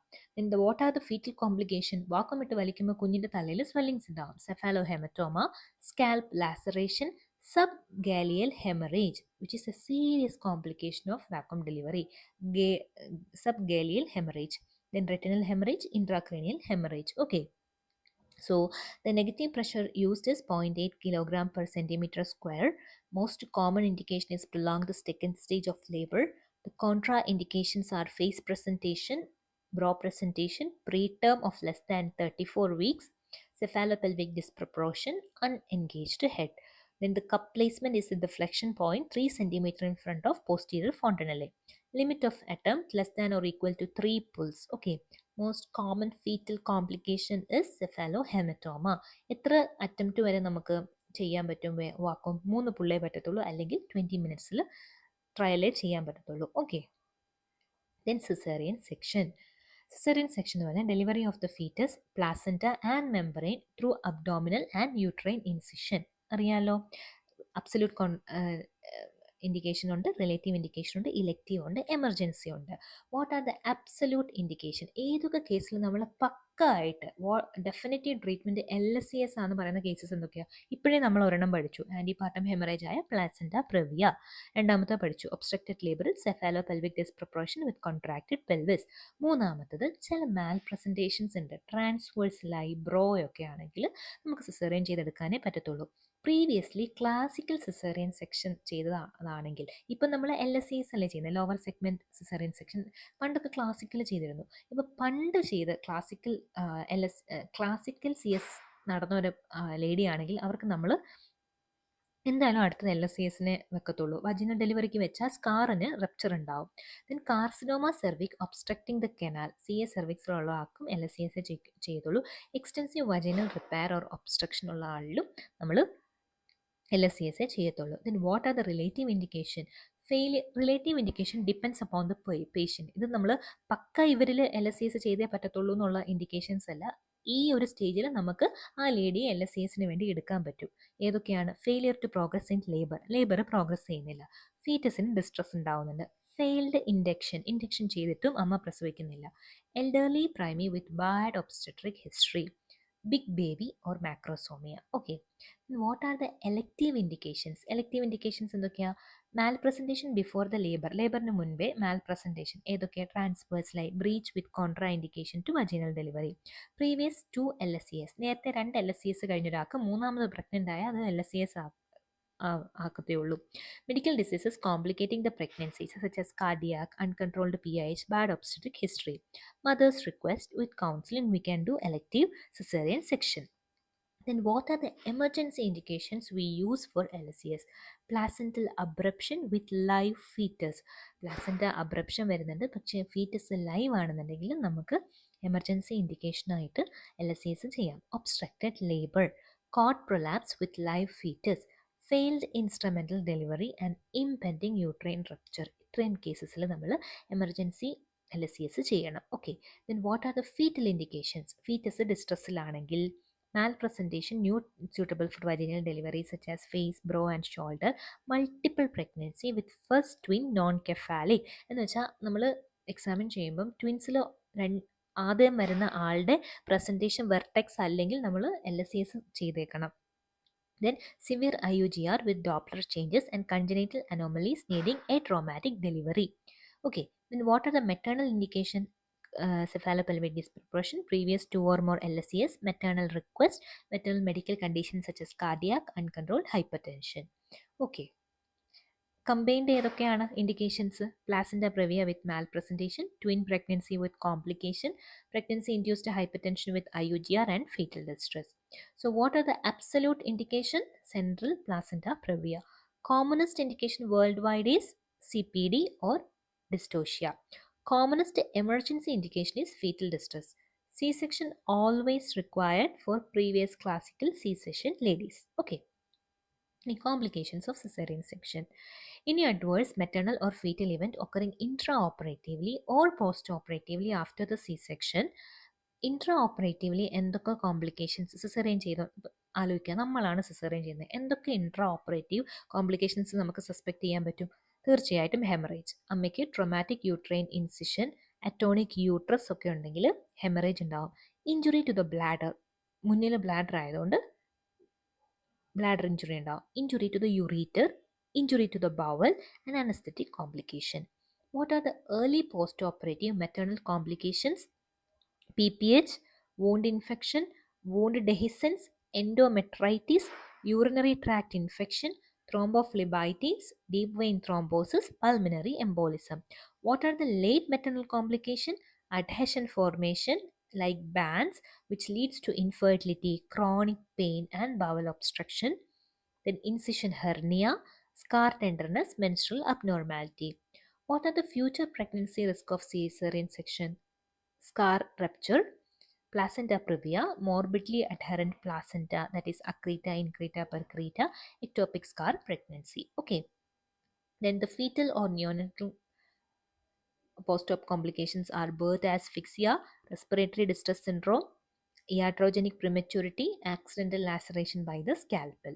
So the most common intraoperative injury is bladder injury. The most common infective morbidity is endometritis.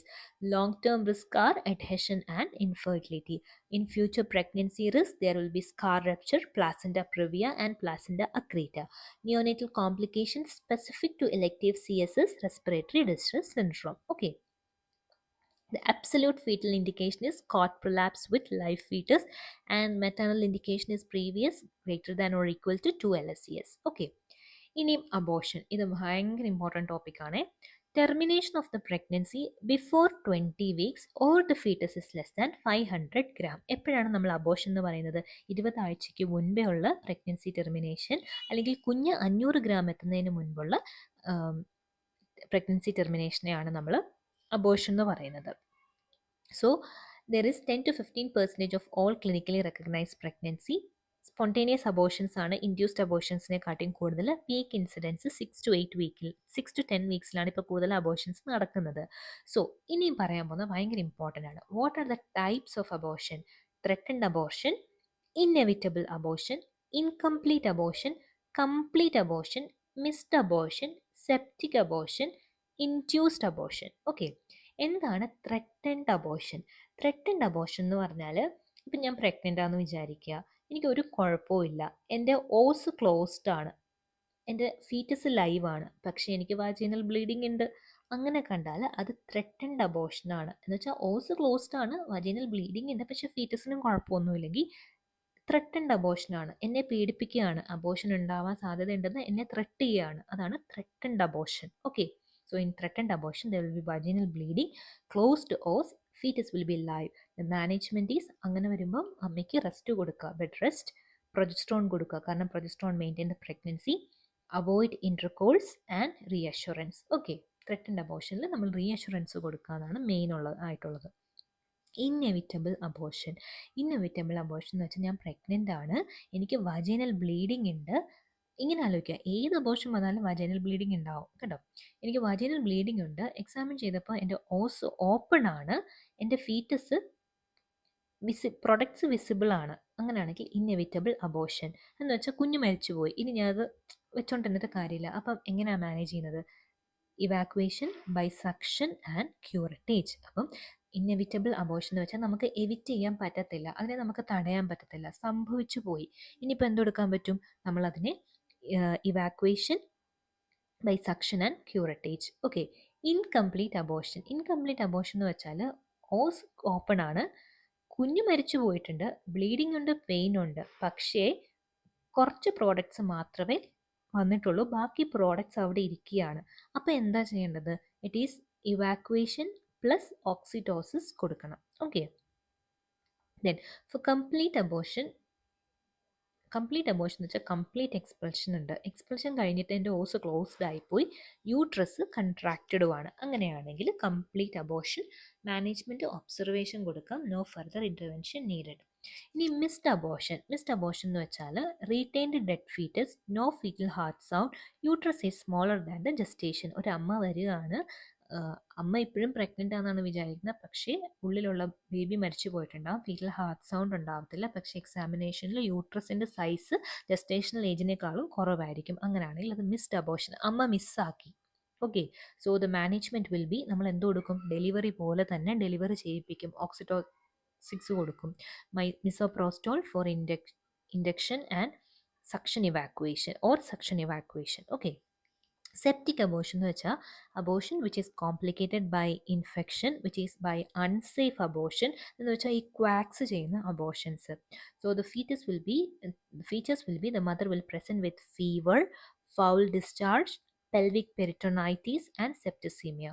Management is by broad spectrum antibiotics plus evacuation after stabilization. Okay.